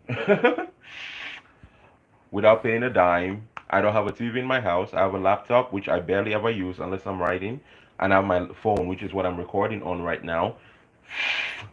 And sorry, I'm cleaning my bong. I've not yet started. But anyways, so with Venus in that placement, and with that Venus exaltation and that mastery of Godhood through the feminine energy, I can honestly say that I know who I am. And there's a lot of power and a lot of understanding that has come in. And now, because remember, even when I made a talk and I said, I don't understand why you guys are. Let me tell you another country that is, let me tell you another country that is a Cancer. Canada. Scandinavian countries, that's Cancer energy as well, because Canada, they have free healthcare. That's the mom, that's the home. The home is supposed to, and they have a lot of free stuff.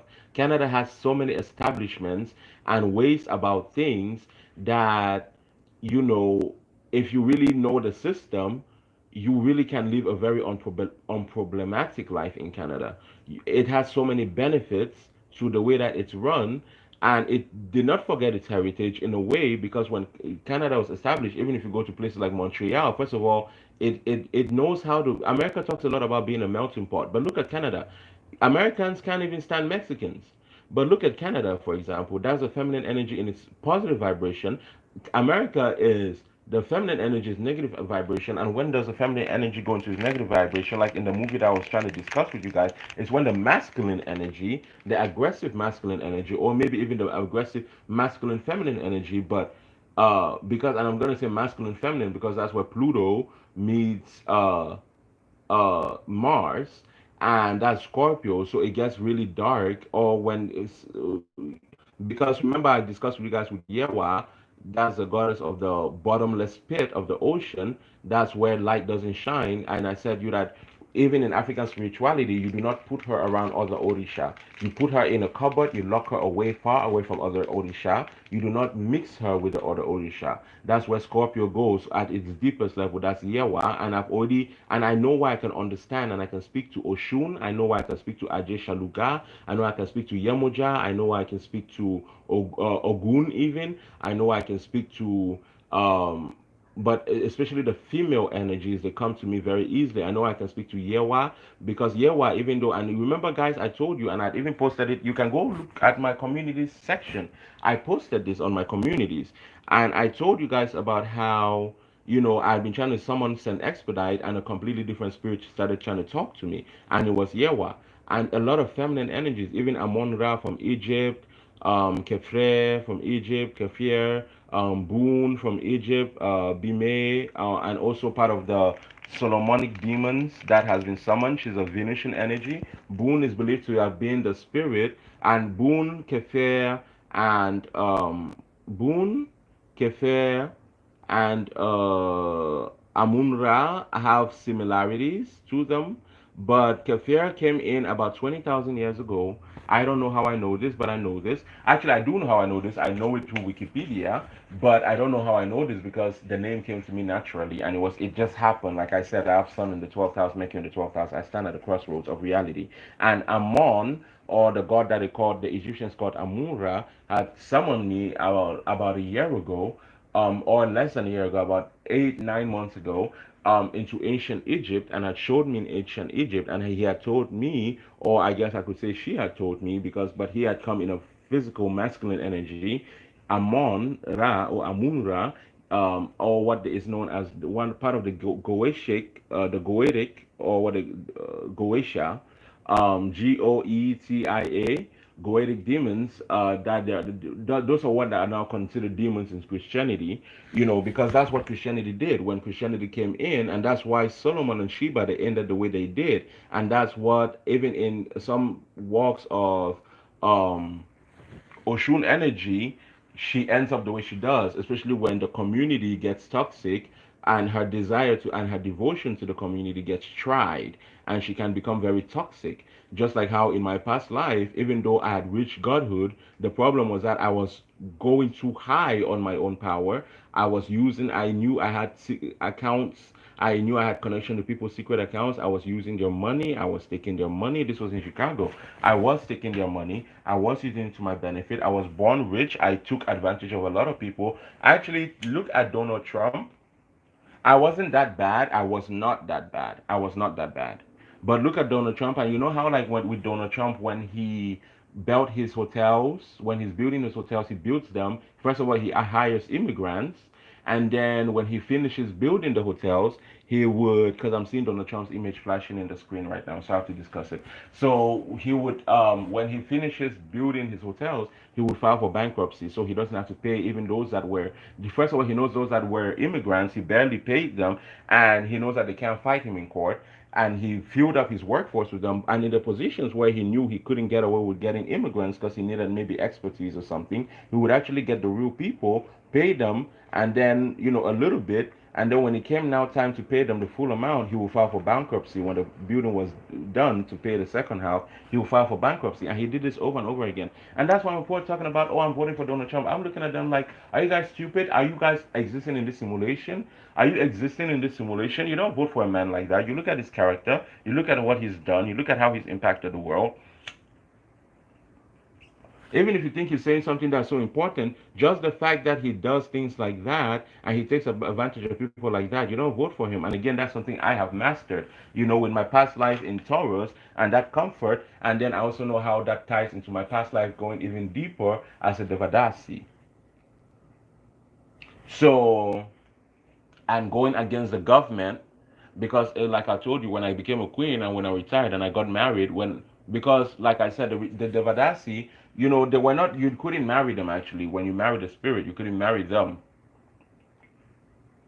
They were like nuns. They were to be forever dedicated, like monks, nuns. However, they got married in the sense that they could kind of like the geishas. And there's a movie I want you guys, if you have time, to check it out, Netflix, whatever. Again, I'm going to teach a lot through art, music, Like same way when I was talking about my grandmother, I talked about Beyonce's song "Bigger." I teach a lot through art, music. That's that Venetian energy. That's what I've mastered. The female energy. That's I am a female. If I were when I was a goddess, I was a female goddess, and that's in that energy. And I guess maybe with the Scorpio energy, I'm mastering also the masculine energy, or I'm balancing out the feminine energy with the masculine energy. Because in my past life, I definitely had a lot of that feminine energy, but it went very dark. And maybe even or perhaps is that I had too much of the masculine energy and it went really dark. Because if I'm thinking about it, Scorpion energy, that's Mars, that's where Mars meets feminine energy. So I would have mastered the feminine energy in 2 lives ago, and the masculine energy in the life before, where I would have used the feminine energy of secrets and the home and comfort and secret accounts, counting the money, because the mom was the one that kept. The wife is the one that keeps the treasury. The wife is the one that keeps the treasury. Sorry, guys, I'm having a cigarette. The wife is the one that keeps the treasury. And so when you're having the feminine energy, and then you go now in with my mastery of that in the masculine when I was a man ish in Chicago, I'm getting again, it's a way of I'm getting to be a man again to remaster myself, remaster that energy, remaster it, and understand my power. And that's not saying that I'm a god, I'm not married to any spirit, but I've said in a way it has given me eternal blessing, eternal consciousness, even though I'm going to be in the way that I've done it. Because again, with those people that are starving themselves and sacrificing themselves and dying, they're dying to become godhood. Because it's two reasons why you do that. It's either to go into godhood so that you become part of the spirit world, the spirit ancestors, the spirit guides, and you serve there. When you get to that point of devotion that deeply, of sacrifice, in my case, I did it to be devoted to the earth, to this simulation, to this reality, and to guiding people to deciding whether or not they want to exit this reality or not. But I have eternal blessing in the form that I'm going to live forever on this earth, and in every life that I get, before I get to a certain age, I'm going to learn who I am. And even when I forget who I am, I'm going to get a chance in the next life to remember, and I'm still going to be born again. That Lakshmi stand, that goddess blessing, is going to forever be, because I dedicated myself, I devoted myself to sex, through love, through adoration, to worship. Because, like I said, the Devadasi, you were trained for 20 years to be a Devadasi. Same way you're trained even today to be a geisha for about 5, 6, no, you're trained for 7 years to be a geisha. First, at first you're a Maiko, and then you're a Geiko. And when you're a Maiko, that makes you a student. And that's when you have someone that follows you around. You follow them around. You go to their meetings. They teach you how to pour the drinks. You learn art. You learn how to play instruments. You learn how to sing. You learn how to dance traditional Japanese dances. This is, remember, the geisha is from Japanese tradition. The Devadasi is from Indian tradition. The Arabic people, the Taiwaf, in Arab it's called Taiwaf. And these are the people that created what we know today as movie, career, stardom, fame, art. Artists. They were the first models, the first supermodels, Victoria's Secret, and that's why people with very heavy Venus energy tend to again get into prostitution or marry up, or they usually tend to be very beautiful as well. So they have that alluring thing. Also, Leo energy gives that, because it goes into the business of gamble. But now, this is where the Devadasi, this is the one time where Venus, when that energy is mastered, this is the one time where Venus, because when Venus meets Sun, Venus gets combust. Venus does not like Sun. Same way Venus does not like Mercury. Venus loves Saturn, Venus loves Jupiter. Well, Venus likes Jupiter because Jupiter does bring Venus some sort of responsibility, and so does Saturn, but Saturn loves to gift Jupiter. So, and if even if Venus, if you have Venus in Capricorn or a feminine energy in Capricorn, again, you might be a woman that is still put in a position of power. Cancer in Capricorn, Moon in Capricorn, you will still have a position of power, and authority and ancestral blessing and ancestral wealth, and and but especially in Capricorn it could go negative where it's the loss of ancestral blessing and loss of ancestral wealth. But in Aquarius is definitely going to be in that energy. So I have that placement and I'm very grateful for it, especially in Cancer. Oh please. So I see my royal bloodline walking through. uh Now, and remember when I said the masculine energy, when it goes toxic, or when the feminine energy kind of interrupts the masculine energy in a way, it can get toxic. And when you're trying to master, especially when you carry too much feminine energy and you're trying to master the masculine energy, you can go very toxic in a way. And just like how I went very toxic in that past life, and I started keeping secret accounts, I started having secret affairs, I knew I could manipulate women, and I see that in my father's life. My father is a great father. He's a Scorpio. He's very devoted to his children, his family. Great father. But when I look at his life, in a way, when I was born, I was a secret. It was my grandmother who came when my mother, because I remember my mother had been struggling to raise me. I was at this time I was about 4 years old, 5 years old, and I'd already gone through quite a few near death scares. And remember, I was telling you guys about that story earlier with my mother. Remember, and I told you guys take notes because I'm gonna be jumping from I'm gonna come back to the same points, but I'm gonna come back in different times because I'm existing outside of time right now. So take notes, see spirituality in action, and see what wisdom looks like, and see how you piece together. Even when you read the Bible, you see how you piece the Bible together. It's all written in code. It's not all put together. Even when you read the Bible, one passage will be mentioned here, and then you go back 50 miles later, 50 pages, 100 pages, and then the passage will be mentioned there again, something that was messaged in another chapter, by another prophet. So remember that that's time, that's Aquarius, that's Saturn more than Aquarius, that's Saturn in general. So, um, with that masculine energy, when that man came now to take the woman ran into the fire. So see what they did in their culture, they did a form of sacrifice, which was to preserve their dignity, their femininity, to not be raped, taken as slaves. They will sacrifice. See, I'm coming back into the simulation. I'm coming back into consciousness because I got out of my bed and I broke my meditation, my concentration. So I'm actually coming out of my simulation right now. But they sacrifice themselves, they put themselves on the line, they gave their life to be sacrificial lambs. And in that movie, so they started, there's a place actually in the center of their kingship, of their palace. They have a huge pit of fire, and that pit is there because of how they regard feminine energy, and how that feminine energy can also go very dark. Because remember, Yewa gives you wealth, beauty, everything, but she will also give you sterility, and she will give you again that feminine energy can go very extreme, especially in Pisces, Jupiter energy, especially when it touches Jupiter energy, even with religion in Taurus. So that Venus energy can go very extreme, especially even in Taurus, a complete dedication. So with her being the goddess, she led her people, and this is something that happened in India in quite a few places. She led her people. When they saw that the king had been killed and the messenger had brought the news and they had seen it, they when the man was marching up, climbing the citadel, destroying places, trying to get to the queen, she went to the center of the king, of their palace, and she gathered all her women servants, all of them, the wives, her mother, all of them.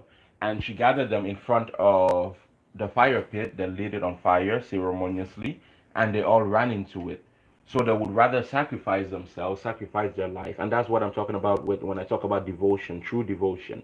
And they sacrificed themselves. The goddess led them into sacrifice. They all ran into the fire, into the flame, and they all burned. And the man, the scorpion energy that had come in to destroy, did not have the power. So even in that last instant, even when the goddess fell, even when her kingdom fell, that Aries energy she would rather die. That mastery of self would make her rather die than to submit to somebody. To submit to somebody, or to look at herself as lesser than somebody, even though, yes, she was dedicated, she had what she was dedicated to. And it wasn't to necessarily a person, Yes, it was to a person through her husband, same way Bilqis was dedicated to a person through Solomon. She came, she challenged Solomon. She came there to challenge the king. Venus, Saturn in Aquarius, New Age. She brought in a New Age. And when she left Solomon, and she's the one that also introduced Solomon to a lot of the darker magic, she already had that. So I know that Solomon also had Sun in the 12th house, or Mercury in the 12th house, or Jupiter in the 12th house, or Aquarius in the 12th house. It could have even been Venus in the 12th house because she did leave, but it doesn't really matter because it's about what aspected the house as well, or what conjuncted the house. He could have had five placements in the 12th house, but she did end up leaving, and when she left, according to the Bible, Solomon fell into such a depression because she was the love of his life, even though he had spent his whole life marrying women. This queen came in, she learned from him, he learned from her, but then her community, or his community and her community, were not necessarily on the same platform or on the same point. And she left. And when she left, she brought, according to the Ethiopians, she brought with her a pregnancy, a son that has been the Ethiopian royal bloodline till today. And so, by even looking at how that story played out, I also know how my ancestral storyline would have played out. So I know that I would have been royalty on several occasions in several places. And I'm actually, because it's almost 4 hours in, it's well, actually it's 3 hours in. I'm going to be, and I'm coming out of my simulation. And this is why I told you guys earlier that I hadn't gone deep enough into my simulation. I might try another one later tonight, but I'm coming out of it, so I'm no longer seeing the pictures flashing in front of my eyes. I'm coming back into reality. I'm coming back into space and time. I can feel my body. I can feel my feet. I can feel my hands. I can feel my neck. I can feel myself. I am sitting up. I am up. I am me. I am not her, but I am her. But I am not her, but I am her. And I know who I am and I know I am here. So I'm gonna start doing these talks where I go into this place and I'm gonna start doing them. I'm probably gonna make a series. So far, I focus mainly on Saturn in the sixth house, retrograde in Aquarius. I focus on because I wanted to touch a lot on ancestral blessings. But oh, please trust me, this is nothing. I'm gonna go so much deeper. This is an introduction. I'm gonna go so much deeper into my grandmother. In the next one, it might be tonight if I can get myself to do it again. But I want to do some readings as well. I want to get some work done. But and I also have to do some rituals. It's 8:49. It's 8:42 right now. It's almost 9 p.m. So I have to get to work. But anyways, so as pertaining to uh my past life, I've again ancestral blessings and the general information I've given you guys. Try to decode your lives. Or if you want a private reading, of course, I will have to charge you because I don't work for free. Cancer in the, I mean, even Cancer and Venus in the 11th house, Cancer in the 10th house. Whether you're looking at my Western or Vedic, it doesn't permit me to work for free. Even though I do a lot of free work, but that's when I want to, and I'm learning more and more to be more that way because again, I'm learning how to. In this lifetime, a lot of my trauma has been about readjusting the imbalance that I created for myself in refusing to do right by those who did right by me. I had too much blessings or too many blessings that I was blinded to a lot of the things. I'm not even blinded, but I thought I could get away with certain things. And it's funny because people remember when I said something like, people say, "What can God do?" What God can do is take away your free will. And also another thing God can do is God is to be held accountable, and that's why I gave you guys a story earlier about how even when you're going through something, the whole Psalms book, first of all, is a ritual book. It's a ritualistic practice. If you're a Christian, that's your book of magic. The Bible is your book of magic, depending on what kind of practice you've decided to do. I have released myself from having to exist or needing to exist in this reality so I can detach myself, whether even if it means even death and sacrifice, I can do that because I've mastered this reality. Because Venus is the goddess of the demons, and the demons are what keep us bound to this reality. And it's necessary that they keep us bound to this reality because we have a part to play. I could have made that decision and sacrificed myself in a different way of devotion, maybe like a monk, or maybe like those people that starve themselves to death. Again, they do that for two reasons: either to become masters of this realm where they can live for eternity in prosperity and gain everlasting blessings, so they sacrifice, because the only way to live forever is to die. Just like how I know, even though I have died and I've lived in different places and different people, at 26, I'm telling you guys that I know my lives and I know who I am because I have lived. I am old. I have been around here for quite some time, my child. Nothing is new under the sun. I have experienced sex in ways that you cannot think about. I've experienced love. I've experienced fertility. I've birthed children. And even in this lifetime, I've always shared with you guys that even when I have my own children, and that's that Aquarian energy, that new age mentality, especially in the house of medicine, I'm going to go nut in a cup, go look through a computer screen, read someone's files, read maybe a million files, pick the person I want to be the mother of my child, get her egg. That's what I'm praying for. At least that's how, because I don't see myself, and I guess that's a Saturn energy as well, the influence. I don't see myself. And with the way I was raised, constantly moving and moving and moving, I don't see myself having a share. Even if I get married, and I don't even see myself getting married. But even if I did get married and I get divorced, I don't see myself wanting to share my children. Oh, you go stay at your mom's house for this time and you come here for 1 week and you go there for 1 week. I want to have my children in my house, raising them, teaching them about the world, teaching them about reality, teaching them about everything they need to know, business. And then when they grow up, that's their choice, but they would have known a God for a parent, a God that is not a God, but a God that is a God. Because what is reality and what is the simulation we're in? I have mastered it, you see, through dedication and devotion. That's why when I can talk about how easily I'm willing to let my sister go if she passes on. That's why I can talk about how easily I can let those children in Chicago when they pass on, because there's a sense of mastery that I have learned, and that's something that I myself I didn't realize until today at around 1 a.m. And like I said, I'm going to, you guys let me know in the comment section if you guys would even listen this far in. But I'm going to be leaving, I might be leaving a lot of links in the comment sections, so do check that out. And I want to come out of the simulation completely now because I'm kind of lagging on and I'm holding on, but I can feel my body already, so I'm completely in myself. And I'm going to talk a lot more about astral projection. I'm going to try to write it down a little bit more detailed. That way I stay more on track and I'm not confusing to you guys. But either way, when every time I disassociate, I become confusing. I'm going to tell you guys how I mastered disassociation.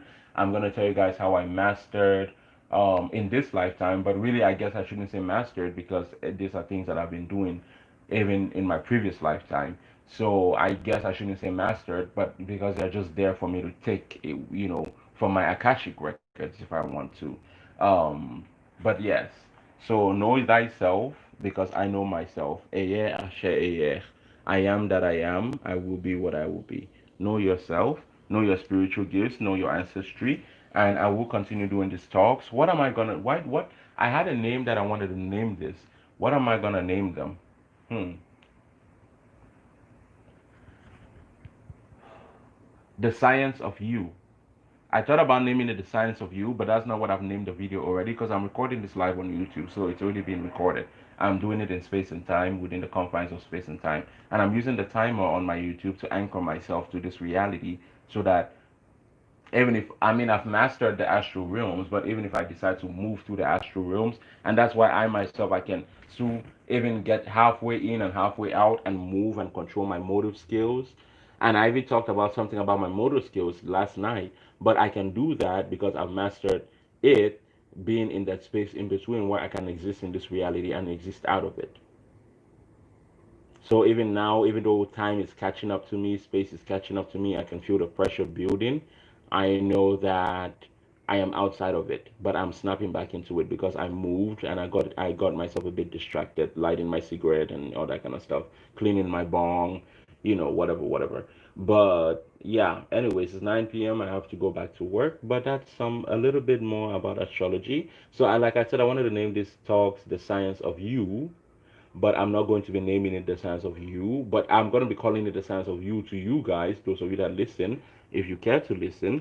But the official name that I'm giving it, this specific video, I've already named it. It's something along the lines of your charts, your special abilities, and ancestry and whatnot, past lives. Okay. All right. Thank you guys so much for being here. I have channeled that message and I think I've done justice, even though it was very scattered. But I did give you guys warnings on what to do. I have come back into myself completely now, no longer in the simulation. I can feel stinging in my eyes. I can smell not the best smell, but it's okay. I can, I'm sitting up, I'm hearing music very loudly, Mexican music, probably by Mexican. This reality is something. But, anyways, let me know what you think. Bye bye, guys. Bye.